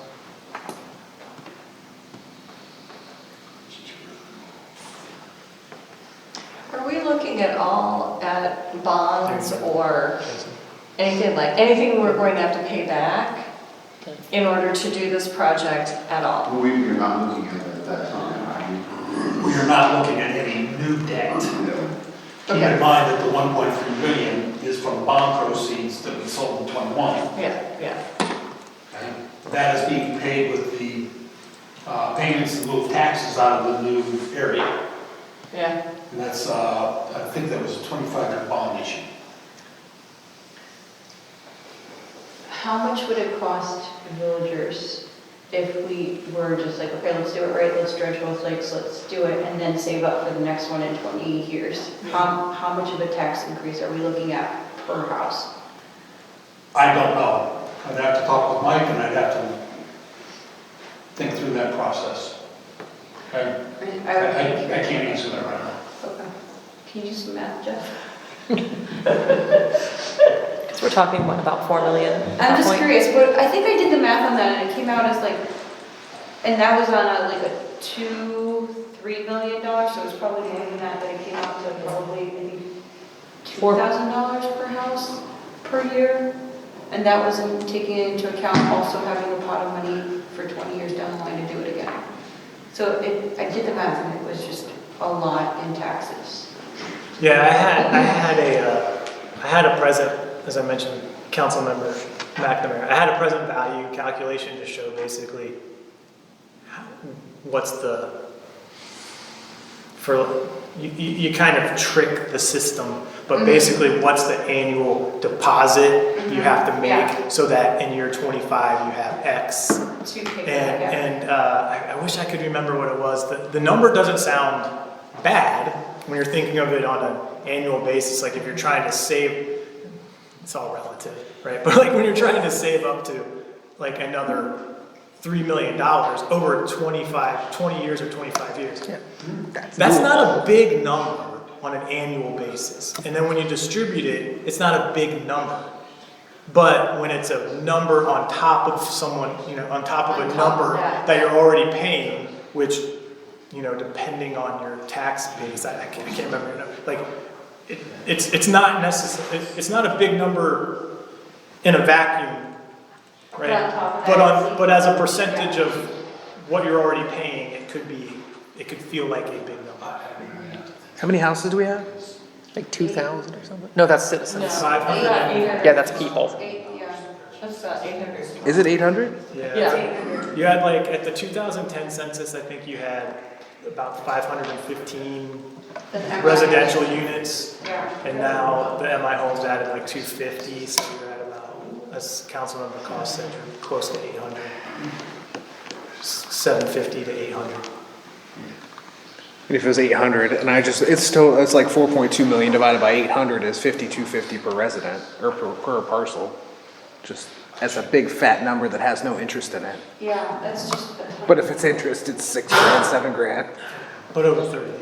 20, I Plus, think. Or that's, 20. okay, so say, how much are we missing here? So we're missing $3 million here that we have to divide over 800 plus that amount over 20 years to, on top of that. 20 years, that number's gonna double. Right, that's what I'm saying, so it's just, how much do we need right now to increase taxes by, in order to pay for this project next year? Plus, how much do we need to start saving per year over 20 years to be able to afford that number in the next 20 years? And that is a large amount of money in And taxes. that you're just talking about the lakes. Seriously. Yeah. Yeah, and that's super scary to me. So I did some math here. So if we did dredge both lakes, 4.3 million, right? Mhm. Multiply that by that 257, That's to dredge both lakes Right. Yeah. to 5 feet deep. Right. We would do option, I mean, I'm not speaking for you, I'm but just, Yeah. I'm You're just just- going through you're just that. running through Yeah, the I'm just running some numbers. Okay. We do that option in 25 years, that same project cost $11 million, which is a total of $16,125,000. If we do the 4.4 million and I take that 2.5, I think it was, just to do the South Lake, multiply that by that 257, that gives us $12,481,000. So about $4 million difference over a 20-year span. But we're all making so much I more. think it's useful to think of this a little bit differently. I Yeah. don't, so let's just assume, I'm gonna assume something from that, because I feel confident about it. I'm assuming we're gonna get some money for our four. I'm assuming we're gonna be able to do that, and that cuts down on longer term maintenance. That's a dynamic that hasn't been estimated yet, but what we can clearly say is that if we get that money and we put that first phase in, we're gonna call it the first phase, it's going to be less dredging, number one, and it's going to be less dredging over time, number two. So that's the first part. The second part is, no matter what, whenever you go to dredge this thing again, maybe it's 30 years versus 20 years down the road because we put a forebay in, I'm telling you, you're going to have to go out and get, whoever's here in my position or whoever's position is going to have to go out and get grant money because there's grant money available for this type of restoration. It is there. And they're going to have to apply for it. Your small village is not going to be able to deal with it. You're going to have to look for money. But that's not what I'm saying. What I'm saying is like, worst case scenario, we want this done, how much is it gonna cost every house in order to do it the right way? And is that affordable to every house? And it seems like it's not. Okay, Go ahead. but right now, we're not looking at issuing any kind of debt, but utilizing our existing resources for this project. Right. We're gonna take the 1.3 million roughly that we got from the bond sale a couple years ago. We're gonna leverage that to get the additional grant money and not cost the village, the residents any more money. Not costing taxpayers. No, I get that. I guess what I'm trying to say is like, I wanna come to somebody and be like, look, this is our alternative, worst case scenario, this is how much like it would cost you. Are you okay with paying that much more in taxes in order to have? But We're not Yeah. spending those dollars. We're not doing that. We're not doing that. I told you. But how do you, okay, but how do you guarantee you're gonna get all of that? That's what I'm saying. We're not, it's not a guarantee, and we'll have to explore it each time. If we come against a brick wall, obviously, we're gonna come back to council. But from what I'm seeing, on a year-to-year basis, there's monies available, and I'll just put it bluntly, there's a lot more money and pots of money available for your lakes and restorations and all this stuff than there is for getting a new pool. So that's what really, from a taxpayer standpoint, you're gonna be looking at with the taxpayers versus this. I'm pretty confident, even if it takes a few years, we're gonna cobble your money together and be able to do the project. Now, the most important thing here, and Jeff and I were discussing this, is we do have to spend the TIP money within a certain range of time. We have to spend it by next May. That is an in-kind contribution regardless of what grant we apply for over the course of time. What we think is best is to make some decisions and do full engineering and get that out of the way, because that money will pay for that regardless, and then that is our in-kind contribution for future, as a future investment for things, right? And you can pay for other permits and things of that nature, because we have to spend that money by May of 2025, right? So, no matter what. And then, that engineering is done, ready to go, so as we get to different phases of the project, as we get money in for different things, we can proceed, because we've already done the engineering, and that's truly a shovel-ready type situation. How much grant money have we gotten previously? Like, what is our track record? What- For projects, period. so, Over the last 20 years, you've received, I can't put a dollar amount on it because I don't recall the principal at the top, but over 20 years, you've gotten 4 OPWC loans, 3 out of the 4 were interest-free for repaving roads. You've gotten 2 OPWC loans, Ohio Public Works loans, for sewer work that was done, phase 1 and 2, or phase 2 and 3, that we're currently paying back, but they're very low interest loans. the first one So I think we was got- zero. Those will be So paid I off think- in the next couple of years. I think- We got $100,000 for our amphitheater for OCC. Yeah, so- Plenty of stuff. And pool. My question is. So, Councilmember, We're all talking differently than your percent. Mike, for going to what Jeff said, for like capital improvements projects, you've primarily gotten funding through OPWC. And I don't think you've technically received any grants through OPWC, but you've gotten a lot of low-interest loans. So it's very challenging to get a full grant That's my Just concern. because the bigger communities tend to have the horsepower to really dazzle them. But, Right, but so you've gotten 4 water line from OPWC, about, like Jeff said, about 4 roadway and some sewer. So you've gotten about 10 to 12 good funding results from OPWC. Out of probably, I think there's only one time since I've been here that the village applied for something from OPWC and didn't get it. But then they actually were able to, they got it the next year, and OPWC recommended combining 2 projects, and then you got the thing, so you got it in one instead of 2. So we also received money on a couple different occasions for the pool, in the past, both under the former mayor as well as this mayor.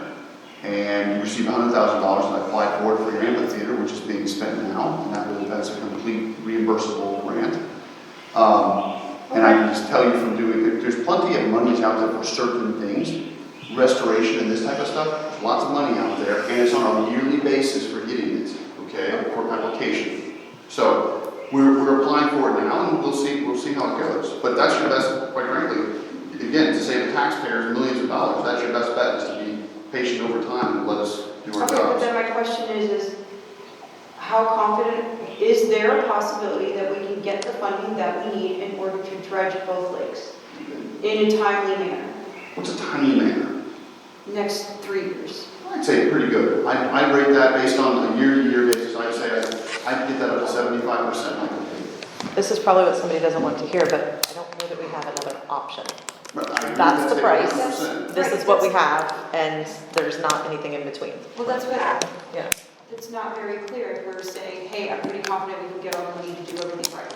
Which Over is, time, we're going to get your money, and I think, given the village's sizes, and, again, we're not a huge horsepower one, which gives us a little bit of advantage for a small city-type grants, and those do exist. So, and the state money exists, and we just have to keep applying to it. We'll get money. so what you're saying is then there is a high possibility that we can dredge both lakes and get the funding for it, so why are we talking about all these other options, is my question. I did not follow. And you said, So- I didn't, so, Councilmember, the reason we're talking about it is because when we first did the tech memo, these outside funding options weren't in discussion. Right, so I want everything on the table. If you're like, oh, just kidding, we have all this funding, like, guys, like, what are we doing? When we did the tech memo, when we submitted the first tech memo, these outside funding sources weren't pursued yet. Okay. So that's why we were looking for what we hoped would be a lower cost Yeah. option. And I think it also is, are we looking at just one project, or are we looking at the cost of several of our projects that we've talked about over the Right. years together? Yeah. And so I guess the comment that I would make is if the village is anticipating doing work over multiple phases, then the first step you have to do is you have to do a much larger master plan than we've done. Right. Because what we've done to date, as I mentioned earlier, all these different funding sources and all these different things that the village has planned, like you need to do them in a sequential order. Correct. Like you can't go fix the North Channel after you've dredged this stuff, Correct. because you don't have a way to get back there. Yeah. But you also might find that putting a shared use path along the North Channel is much more expensive than you think. And so maybe that's not the right route. So, I mean, that's the challenge with this is if you're looking at, I don't want to say fixing the problem because that's too simplistic, but I mean, if you're looking at addressing all of the things you want to address, there are probably 4 or 5 different things that you're trying to do at one time. Right. Mobility, lake improvement, and so then it's like you have to decide which project are you going to pursue. Like if you don't think you're going to fill in the North Lake, then that changes the whole dynamic of a shared use path up there. Correct. If you think you're gonna fill in the North Lake, then there's a different approach, which, I mean, that's the challenge with it. And to go back to Eric and Jeff's point, that TIF money, that horizon is less than a year away. Correct. And so there might be value in doing engineering work, because I can tell you right now, there is no way that you're gonna do any project that involves anything related to dredging and be ready to do it by the end of 2025. That's gonna be a challenge. Because if it's considered to be maintenance dredging, it's going to take you 6 months to get the permit. Right. But if you're doing anything that's considered fill, then that's a year probably. So I wish You only have rock. I know. What it comes down to is there is no quick solution. We gotta start looking at this long-term, and it's probably gonna be more like a 3-year deal, a project, to I get that. accomplish what we want to get The done. last combo we What had needs to was, be we done. can't afford anything else, this is our only option, and now you're telling me, oh, just kidding, there's lots of pots of money available, we can probably. There are spend lots of this." money, but the problem is, here's where I'll caveat that with this little detail.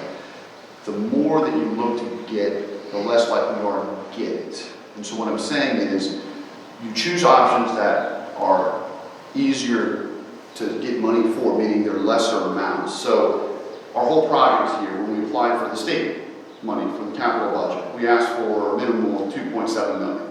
And that's a big ask, right? Didn't get it. The 1.5 was a much easier bite-off for the feds because we were looking at a very scope, but they said no dredge. Great, there's a different one coming up that will apply for the dredge. And we'll see if we get that, we can throw in the North Lake. But quite frankly, the way I'm couching the applications is that this is not, if you call it dredging, nobody wants to fund you. We call this an lake ecosystem restoration project, okay? So that's the way it's been titled from my standpoint in the applications, because it's catchy and because it's truthful, but it's not just dredging, which they view quite frankly as operational maintenance, okay? So we have to look at it from a wider view of how people want to spend the federal grant dollars, okay? That would absolutely get my counterpart in DC much happier seeing that phrasing than the, Yes, The as dredging. Eric said, people look at dredging, that's an operation and maintenance thing. Like in their mind, they don't give you money to sweep your streets, right? And as far as stormwater maintenance is concerned, those are kind of the same thing. Dredging a lake is like cleaning a sewer. Yeah. It's a lot more expensive, but it's the same general concept. So these funding agencies tend to look at that as like, sorry, we don't pay for your O&M. But if you want to restore something, yeah, we have money to help improve water quality. Right. That's a big one. My tree-hugging counterpart in DC is very happy to read that. This feeds into a larger project to the Allen Creek tributary. It all gets, through my narrative, it all gets linked together.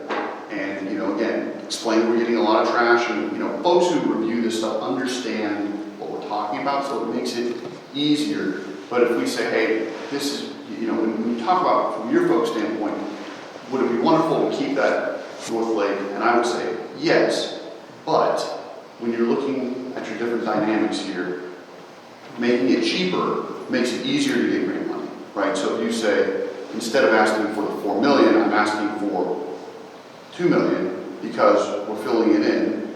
And then when I go back to ask for pathway money, I save 500 grand just on a bridge alone because now I'm just doing asphalt. Makes a big difference, right? So these are important. When we get back, I think to your point, we look to leverage future things by certain decisions we make now. Saving, looking at the lower cost options, more reasonable in a lot of ways, and also help us get money, get lots of money. So. I think the other thing that's, and Mike, correct me if I'm wrong, over the past year, in trying to plan what was a simple project of dredging the 2 lakes, has ballooned into many more things that had to be considered and taken into account that wasn't planned before. It's extending the time frame to get this project underway and to get it done, and the cost has continually increased. because of the various things that we have to comply with. So what wasn't, like I said, it was a simple dredging project before, is not anymore. But again, so far, we're heading into this project without creating a need for tax dollars from the residents, That's the key piece. okay? It's gonna take us a little bit longer to get the project done, but if we can work it right. The easiest answer is we can't afford any of it. That's what I'm saying, is we can't, I get that, guys, I understand we can't afford any of these. What is the safest bet? What is the safest bet that we can pay for this and not get stuck halfway with a half-done eyesore and a Just closed meaning we road don't, and a big old mess that we're gonna have to figure out a way to get out of because we didn't get the funding, It doesn't we become didn't an do that. eyesore. I think that's And that is what incorrect. I'm so scared of, is like, okay, we fill it in halfway, then it's a big old mess, and it's an eyesore, and then we run out of money, we can't fix That's it. I think that's a complete mischaracterization, I'm sorry. No one's gonna cut the road off and leave a hot mess all around the place. So anytime we move forward with the project, we're going to have funding in place, the engineering's done, we're going to do that phase of the project, and it's done, right? So again, I'll use the example of what's likely in the short term we're gonna get, $1.5 million. We're going to buffer this out, we're going to get a pathway system, and we're gonna put a 4 bay in.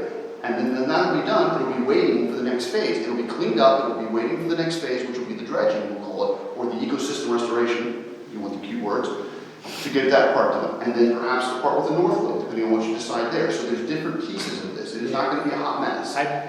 Go ahead. I would say this. If you consider alternative number 4, that's an all-in. You can't do that in pieces. That's what I'm saying, okay. You can't do alternative 4 in pieces. I know. Alternatives 1, 2, and 3, you conceivably could.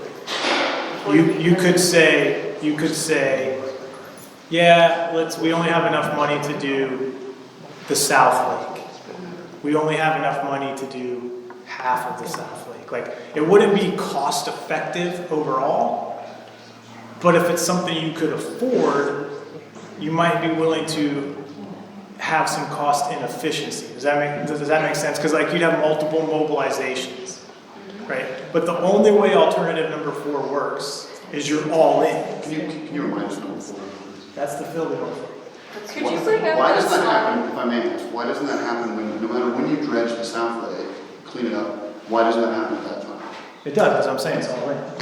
Right, so whenever we get our, But going back to That's the Councilmember master Cross's question, she's asking, is there a possibility that you, like, are there phases? And I say, yes, you can phase 1, 2, and 3, but you can't phase 4. Right, what You have to do 4 all at the same Let's time. let Mike May as to answer what this they one, do with that please. North Lake. That's all I was trying to say. Could you bring up the slide with the 4 alternatives? I'm sorry, I'm new to this. The and one that I'm- describes them? The one that describes them. Yeah, because I think we all kind of know the cost, like 1 and 4 are more expensive, 2 and 3 appear less expensive, but if you could, yeah, but if you could bring up, there we go, thank you. So it's fascinating that, if I understand you properly, you're saying converting the North Lake to green space, that's the project that we can't phase, because it seems to have so many more pieces parts, but. But what I mean by that Not is, sure. you can't convert the North Lake without dredging the South Lake. Right. That's where the material is coming from. Okay, You can do the other stuff, like you could make it all green space and then come in 2 years later and put in a path. If you didn't have the money, you can Right. put in a path later. okay. Like, you don't have to do that when you convert to green space. Yeah. But you can't make the green space without dredging the South Lake. Well, that's not true. You could, but the way you do that is you're bringing dirt in from off-site, and then it's probably 3 times as much. Right. So very- So, But no matter what, whenever you dredge that South Lake, whenever that, it's only, depending on what decision you've made, if you said, hey, we're going to fill this in, at that time, that part of the plan is implemented, right? So it's just, that's what gets implemented, that's what the money is spent, that's what we have at that moment. So you just have to make a decision now, which, I mean, I suppose it could be engineered both ways, it just costs a little more engineering, I mean, we have the money. And then council at the time can make a call, once we have the money come in, are we going to fill in that North Lake when we dredge the south, or are we not? So that's a I mean, call yeah. we push down the road. I would say this, there's additional pots of money when you're talking basing cost estimates off a 0% to 2% level of effort and has a -30 to +50 range, that money going into the forebay is lost in the slop, Yeah. right? So I mean, yes, you can save some money by doing the forebay, but like how much money are you really, so like filling the North Lake is gonna be a $5 million project. Yep. It might be 4.9, or, you know, it could be 4 if we get good prices, and depending on how much we can truly say we did some forebay work, right? But here's the thing, anything you dredge out of there, now you can't use it. So that's just a little bit more material, so it kind of is all gonna balance out. So it just depends on like what you're willing to, how many steps you're willing to take, what increments you're willing to do. But really, if you decide you want to fill in the North Lake, like they have to go hand in hand. Right, that's what I'm saying, is like, I want to make sure we're all on the same page, that if we do this, we are committed to doing this, and there are no balls that are dropped. So, I'm just asking a lot of questions. You can phase, like if you say, we don't want to fill in the North Lake. Yeah. We just don't want to. We're willing to spend potentially more money for the path, more money for a bridge. Like if you just decide you don't want to do it, then you can really phase in. You could do forebay work as a project. You could dredge the South Lake as a project. You could then dredge the North Lake as a, like they could all be separate little phases. I like option 2. Acknowledging that they're not as efficient cost-wise, but if you don't have the money to spend, Right. none of it's efficient. So if you can get some of it covered, if overall you can reduce your total spend out of pocket, even if the overall project spend is more, but you got more grant money, but your out of pocket spend is less, that's a win for the village. So, Yep. Eric, did I understand you that like 1, 2, and 3, we probably can't get grant money for, right? No, we can probably we can get grant money in different forms for different parts of this project. So again, they wouldn't give you money if, under the current thing we applied for, which is being reviewed now, for any type of dredging work. But the next phase of the federal grant process will allow us to work that in. Do we know approximately when the application deadline is, or the announcement of if you got it? It should be a little bit later, a few more months down the road. I'd have to double check the email, but No, I that's fine. remember what it told me. And then the presidential budget, which is what we'll apply for the dredging, will allow us for it, and then we'll put that in there and see if we can get some money under that. And again, we get to reapply for these when they come out each year, right? So you don't make it 1 year and go for another year, but, you know, that's just how it may have to work.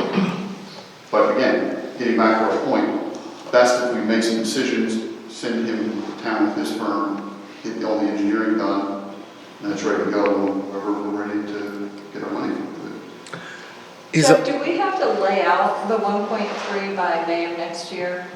Yes. Can we pay something in advance? Can it be a deposit? Generally, governments don't do that. Okay. They're not big fans of, And I'm I'm declining balance. something that Well, may not materialize. yeah. Yeah, because then they'll be like, oh, the plans for this were $1.3 million, surprise! yeah. I mean, if you, we could definitely do a lot of work for 1 point. Can we pay for everything in advance? I What's, could put 10 Randalls on the job. Jeff, what's the punishment for not spending the money? What happens then? I mean, I hate to bring it up, but I just am Not like, very well, clear on this, but it jeopardizes the tax status of the bonds. okay. For Easy, starters, okay. okay? There's a couple of other things that come back into play that I'm trying to get an answer out of bond counsel for. Okay. But right now, the interest paid that people get off the bonds is tax-free. Yes. It could become taxable. Fix. Not good. Yeah. Do we have to use it for lakes, or can we? That tip money can be used for anything that we've set down when we did the ordinance, so there's a number of things. So it's going toward, The maintenance? it's going towards the maintenance building. So that's where, I think that's where Jeff arrived at the 1.3 million. I think- There's So roughly say- 1.7 in there now, so we've made a budget for the. I think we had some So here's my paths. question, say, okay, this is too expensive, we can't figure out, long story short, we wanna pause this. Can we take that 1.3 and theoretically build a tennis court or do something completely different that we didn't talk about? Well, we can talk about Theoretically. bridges in the Right. South Park bridges that are in So we need can of use that money for significant- that? Yes, anything halfway in the whole village, you can use, you can put that in there very specifically. So that is one option for you, because it's really directly related to the path. And I would, then that money that we allocated for the bridges and that improvement, can that go back into the general fund? We didn't allocate anything for We it. didn't allocate anything. So do we have anything, other money for the bridges that we talked about? No. No, right now, no. No, because I want to knock a couple of them down and just call it a day, because spending $800,000 to fix a bridge that goes to nowhere doesn't make a lot of sense. We have to look at other options. and I would also caution that with 11 months to go, Yeah, that was, it would be very, very difficult to, you could expend, you probably would not get the project done in time, but if you could bill against it. I'm wondering if. I'm we already just have another- pointing it out. Right, it's just, if we have another project that's already set to go, think it's the time. it was like, We're gonna kind of it was an 18 to 24-month project, if I remember right. Yeah, For just the- because, for the bridges, because yeah. just to fabricate the bridges at the fabricator is like a 6-month process. So, this is totally out of line, and I shouldn't even say this, but assuming that we have to spend the money by X, is there even any way, this is not even on the board, but is there any way to dredge the North Lake and call it a day? And I'm not saying that we thought, again, if we had to spend the money or else, Yeah, could that even be done in 11 months? I don't If we think- told you tomorrow, we want to dredge the North Lake because we have to have the money spent by X. No. Even if Uncle Billy goes out there and does it, I mean. Yeah, I don't think so because you have to, it's gonna take 6 months just to get the permit. Okay, Right. And so then you probably need, they will not, you have to have 30%-ish level construction documents to submit with the permit. So the good thing is we've already done the delineation study, so that's done. So, I mean, realistically, June 11th, you're probably not even getting the permit in you're probably not even getting the permit application in until the end of the year.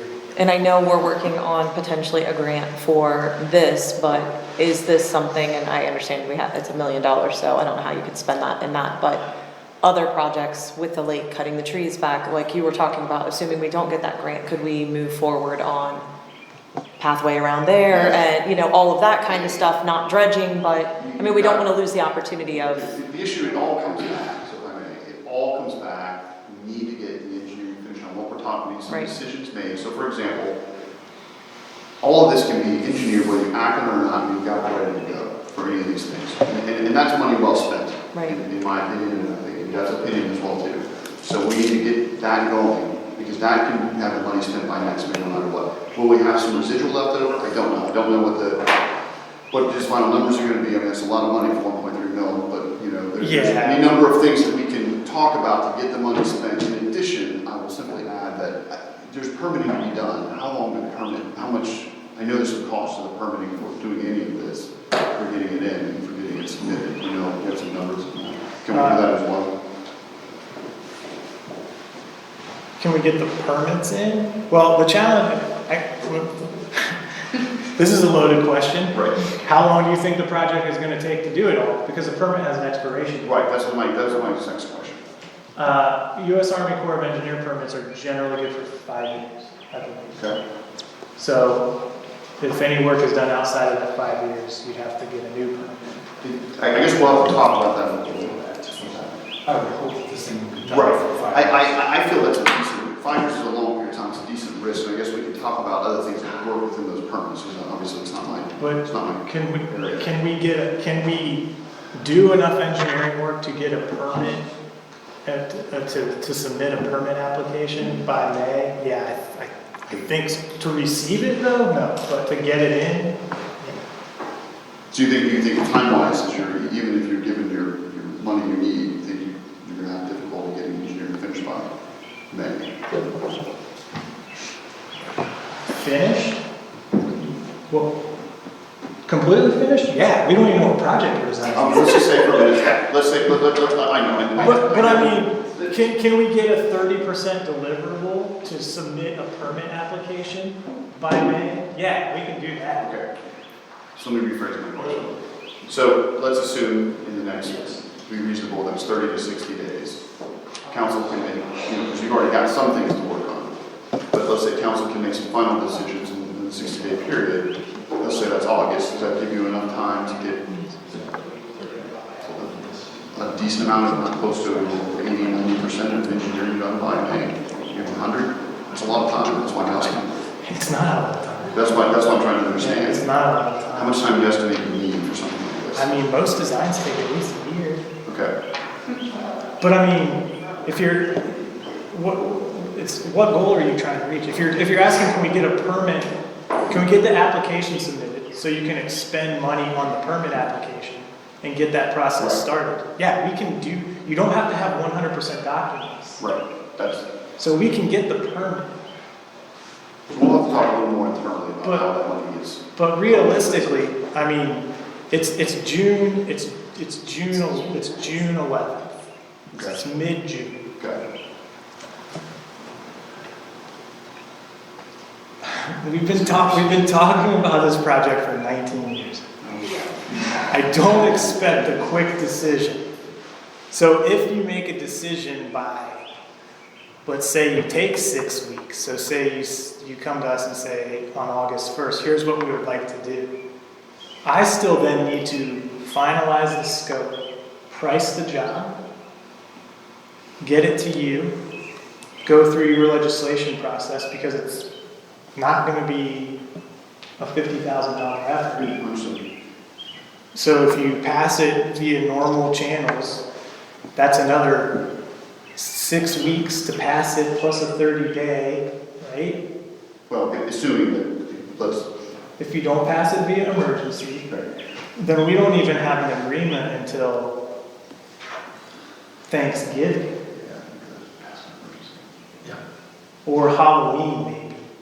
And so then it's like, okay, then is everybody that I need, are they ready to go right now?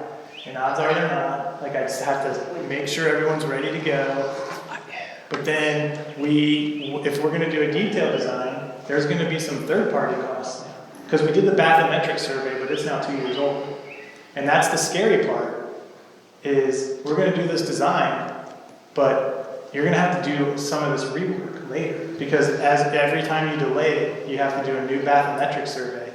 Because you have to have accurate water bottoms so that you can quantify the bid prices correctly. So I mean, realistically, we might not even be able to start until January 1st. That's why I'm saying if we could probably get to the point where we could submit a permit application, or you could at least expend a significant amount of money. But I mean, I can't. $1.3 million is a lot. I don't know what our number would be, but I'm fairly confident it's not going to be $1.3 million. right, it's going to be something, we're just trying to find ways to get the project ready to go. We'll talk internally about how we can, achieve all the goals here, I think, to get a recommendation back to the council sooner than later. And obviously we'll spitball on some other things that we can spend what we have left, right, so we can meet the goals that we need to, so. I mean, I would recommend, I truly, strongly recommend that if you anticipate doing this project over phases, that there has to be another master planning phase. Because it has to be sequenced, it has to be scoped out, it has to be like, all right, here's the order that you guys are, if you're gonna do these 10 things, here's the order in which you can do it.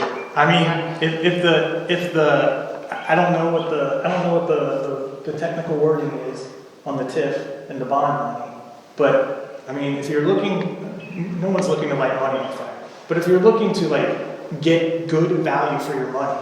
What I would do is I would go solicit an arborist. I'd do a tree study. I'd start cutting down trees. That's what I was asking. I would start looking at how you could pass legislation to start getting a conservation buffer. I mean, you get a good arborist out here, that's gonna be a decent amount of money. And I think that would be an immediate return on your investment. And if and even if, you know, I think Eric mentioned that some of that grant money could go toward that, but maybe if you can at least like procure an arborist and get a plan in place, so then when you get the grant money, you don't have to then say, oh, now we have to figure out how to spend it. Right. You could already have the plan in place. That would be an immediate, and the thing is, you can't do anything with the trees until November 1st anyway. Right. But then you have to be done by the end of March. So like if you get that money, you want to go. Unless you want to do a bat study, but now we're at bat season already. So, No. so I think if the TIF wording, agreement or whatever allows for that. Yeah, if it didn't say lake dredging, if it just said lake remediation. We would review that, I think having a professional towards, Right. that's all part of the. That's what that's what I was asking, is there other ventures that we can do to prep this ready to go? And maybe, maybe you consider some of those trash and debris things that we talked about. So all of what we're talking about here too is things that have to be done that will help in the long run with the dredging. We get these trees removed, I hate saying that too, but you remove the trees that create the problem, you take care of the bins or whatever. We get to a point where we've got the preliminary work around the lakes done. Now we get the benefit to dredge it. And we're not gonna have trees filling the thing back up faster. Because it all goes back to that holistic comment that I made earlier. If you spend all the money on dredging, but then you don't address some of the other problems, I mean, that rule of thumb is pretty solid. Like, no matter how much work you do, they generally only last 20 to 25 years. But you give yourself a fighting chance, and maybe you can stretch some things out if you do some things. And as I mentioned earlier, when we started into this a year ago, some of these things weren't even thought of. Right. And this is a lot of information that has become to our attention that we need to take care of to get the best benefit out of what's going to be done. Yes, phasing it out over maybe a few years is going to cost us a little more in the long run, but I think the benefits may be worthwhile, and we can work with getting the grant dollars to help us out. Yeah, I like that. I don't know, option number 2, span it out over a couple years, keep the lakes, But do a lot. Like I said, we gotta come up with a master plan that piece this together, and knowing the time frame on grants to help out with getting this organized. Eric, I sent you that one that we were just talking about, the H2O. It did not include Franklin County for this year. No, but the H2Os I was reviewing, I'll review some of it, it seems to be more wetland oriented. We're not aiming for wetland restoration here. Yeah, I didn't Otherwise, see. we keep the bogs as they are, and they'll give us money for that. One could argue at the swamp now. Just want that, they don't want you to take away from the wetlands, they want you to add to the wetlands. Oh, keep the That's what swamp. that's what I'm saying, Keep so, the swamp. All right, so. do you guys have any other questions up here for Mike, Eric, Finance, Randall? Like, option number 3, is that also to get the lake to 5 feet? Or is that a sloped approach? It's a sloped approach. It gets roughly, So it's option 2, it's option 2 minus just on the the south north lake, lake. yeah. Yeah. Okay. It would, if you can Which is indulge me off the table. for a moment. We're the legislators. I don't care, it's off the table. What's on I'll veto all of it, 3. Oh, We'll override. No. I'll pull up I'm trying to pull up. Oh, it's already open. Sorry. Generally, it looks like this. So here's the South Lake. Okay, so this is This is where the lake proper begins, so this isn't the stuff behind the houses. So this is just where the lake proper begins. And you can see it's just basically it's sloping like that. And then for the last like 400 feet, then it's at it's at 5 feet. So if you go back to the plan, basically this break point right here is our grade break. So what we'd be doing is it's generally sloping from the beginning all the way to here. And then this is the area where we focused the dredging to get it down to 5 feet, since this is the more publicly accessible part. So obviously here's the dam, and whereas, you know, this is, you have the municipal building behind it, you have residences over here, so it's kind of like, you can do it, but if you're trying to optimize the spend. Okay, this is gonna be a horrible question, and I promise I'm done with my questions because everybody here wants to go home. Obviously, we're not dredging as much out of here. So do you really think we're gonna get 20, 25 years out of something like this, since we are barely sloping this one and the North Lake? Realistically, I mean, my view is if you're taking this much out versus taking this much out, it's gonna fill a lot faster. So are we gonna make it 20, 25 years in this program? I think you will, yeah. I mean, these lakes, as best we can tell, they used to be probably about 10 feet deep, 9 feet deep in a couple places, maybe 10 feet deep in a couple places. So, you know, if you tried to restore it to like its original condition, basically double the project. Yeah, so, you know, you're looking at like 6 to 10 you're looking million. at- right. So it goes back to it goes back to everything that we've discussed. To extend the life of the lakes, do some of the sort of exterior work too. But without doing all of that, you may not be. You really need to do all of it. You probably should, to give yourself the best chance. But I mean, realistically, like I said, you know, I've been here now for almost 20 years and we haven't touched these lakes. So I know the last dredging project, I think the village only did one of the lakes. They did. Right, so it's probably been like, I don't know, I mean, I bet it's probably been, that was probably almost 30 years ago. I feel like it was like a 1984 project. So one of them hasn't been touched for 30 years and the other one probably hasn't been touched for like 30 or 40 years. So, I mean, you can get a lot of life out of it, and then it's just a matter of how much are you willing to sort of sacrifice. You know? Really what happens is you start losing storage value. Right. So it just affects your overall ability to control the stormwater. But doing this, it's not gonna have as good of fish life and things like that, because most we were told we needed to have X amount, a little deeper. So going this route, it's probably just for the health of the lake, not necessarily the health of the. Yeah, like you're not gonna have like a great aquatic distribution across. You would have, you'd have it improved at the east end. Okay. But we would have a better water quality, but you wouldn't have enough depth to get the variety of, because different species like different depths, and so that's why you want to have varying depths, and you want to have little pools and stuff like that. So, yeah, you probably wouldn't have as much variety. Is this essentially gonna be the same thing as option 4? For the South Lake, yes. Okay. Yep. There's also, I mean, I'd have to go back into the actual dam drawings, but there's also the possibility that if you had to, maybe you lower the water level in the dam, which means you could more would pass. Like it would pass through the lake system faster.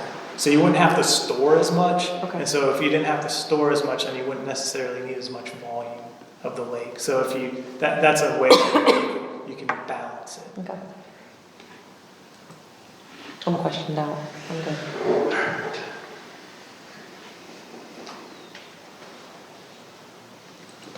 All right, so if anybody has any questions, we're gonna go ahead and go home. That's the nicest way to say it. Thank you guys for coming. Anytime that we do something like this, just keep an eye on on our actual website. I don't expect another meeting like this for a couple months, to be honest, because we're gonna wait until we see if we get any funding from the next one. And then have a serious conversation, because if we don't get approved for the next one, I think we really need to have another conversation of what are we going to do. I think we should have a conversation of a plan B now, to be honest. Yeah, or maybe we do that. So, I mean, at this point, we just kind of wanted residents to be able to see it and not have to hear the, but you didn't tell us type thing. So, I know that's horrible to say. There is one thing. Because I live on Wildwood, it'd be probably have to be disappearing. So would there be engineering done for our stormwater runoff that goes into the lakes? Yeah. So, yes, I mean, everything would be done still by our engineer. Nothing would change. I mean, nothing would change. He would be designing everything from beginning to end, as far as whether we do option 1, 2, 3, or 4.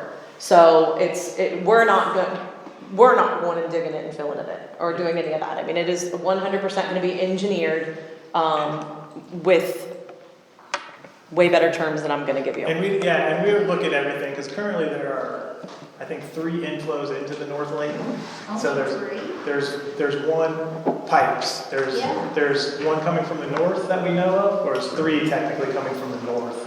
And then there's one coming from the North Bay area, and then there's one coming from the East Shore Drive area. Now, some of the piping in the Wildwood area is very difficult to discern right now, because there's just no good records on it. And so what we find is when we go out and do cleaning projects and stuff, we learn of new connections.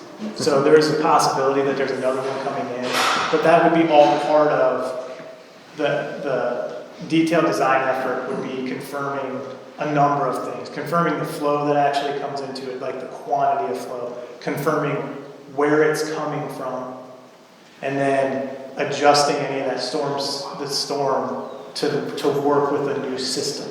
So, if the lake were filled in, for example, we would look at how do we bring all those flows into that channel? Would we create like a slightly different network and extend pipes? Would we reroute pipes? Would we change some of the overland flow to catch things differently and add pipes? So the work wouldn't be confined, like our study area wouldn't be confined to just that lake. It would be what's contributing to this thing, and how do we make sure we don't inadvertently just pond it up in everybody's yard.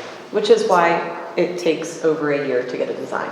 I don't know if you guys caught that earlier, but that's why it takes so long or Mike just does a lot of vacations. No, I'm not sure. He wishes. But no, I mean, yeah, they do. That was my only concern. Yeah. Is having backflow Oh, yeah. in our house. He just fixed ours, so. Yeah, because No, we're not doing that. Yeah, keep in mind, the CCTV program that we're running every year, where we're checking out the lines, cleaning them, etc., will also help identify a lot of this. Yeah, So, I mean, we are trying to be very proactive on this, right. with the sanitary and the storm sewer. So as you guys can see, there's absolutely no decisions whatsoever. We knew that this was gonna be like this. Are you pointing No, I don't, no, I just mean in general, a lot changed from the last meeting to this meeting, and I expect it to change a lot from this meeting to the next meeting. So, we will keep you guys informed. It's very difficult to, just go door to door and knock on people's doors and all of that. So please just pay attention to the village website is the #1 place. I mean, obviously you might be able to see it on Facebook here or there, but she posts everything. I thought it was important enough, and she did as well. When I say that, I mean Barb, to mail out postcards, just because we're trying to make sure that residents, at least this is important. I mean, I don't want to say little things aren't important, but this obviously is to residents. We just kind of want to make sure that people are aware, and I think we sent out about 40 some postcards. So thank you guys for being here. And I hope you guys know there's a lot of we think this through. We're not just let's do it. I think, yeah. I know that. I got called out the first meeting I ever went to, because I didn't know I wasn't allowed to talk. And I was very upset because they didn't want me to talk, and I had something to say. So email us too. Yeah, always, if you guys are just looking for an update, these guys are all, I don't, maybe not all of them. I think they all are. Yeah, you guys are all good at this, responding to you guys. So if you just have a quick question, hey, is there any updates? You can always email me, you can always email them. And if there's no updates, that's what we're gonna respond. You know, there's no updates, we haven't had a meeting or whatever, but she posts everything online the very next day. Any updates we get from the lake, we'll try to get those put on the website. Any, you know, I think we have the ones from the last one. If not, we'll make sure we get those up there. There's a bunch of stuff on the website already under community lake remediation on the website. And then Mike is in the process of sending me some more things that I'll be adding over the next few days. So, and then again, anytime you guys have questions, do not hesitate to call, email, and we will, you know, we'll get you the best information that we can. And if there's something you think we didn't think about or, you know, consider, we'd love to know that. If there's something like, hey, just know this is also a problem, yeah, I didn't think about that, so that, you know, affects my decision-making process. All right, we are Move to adjourn. Second.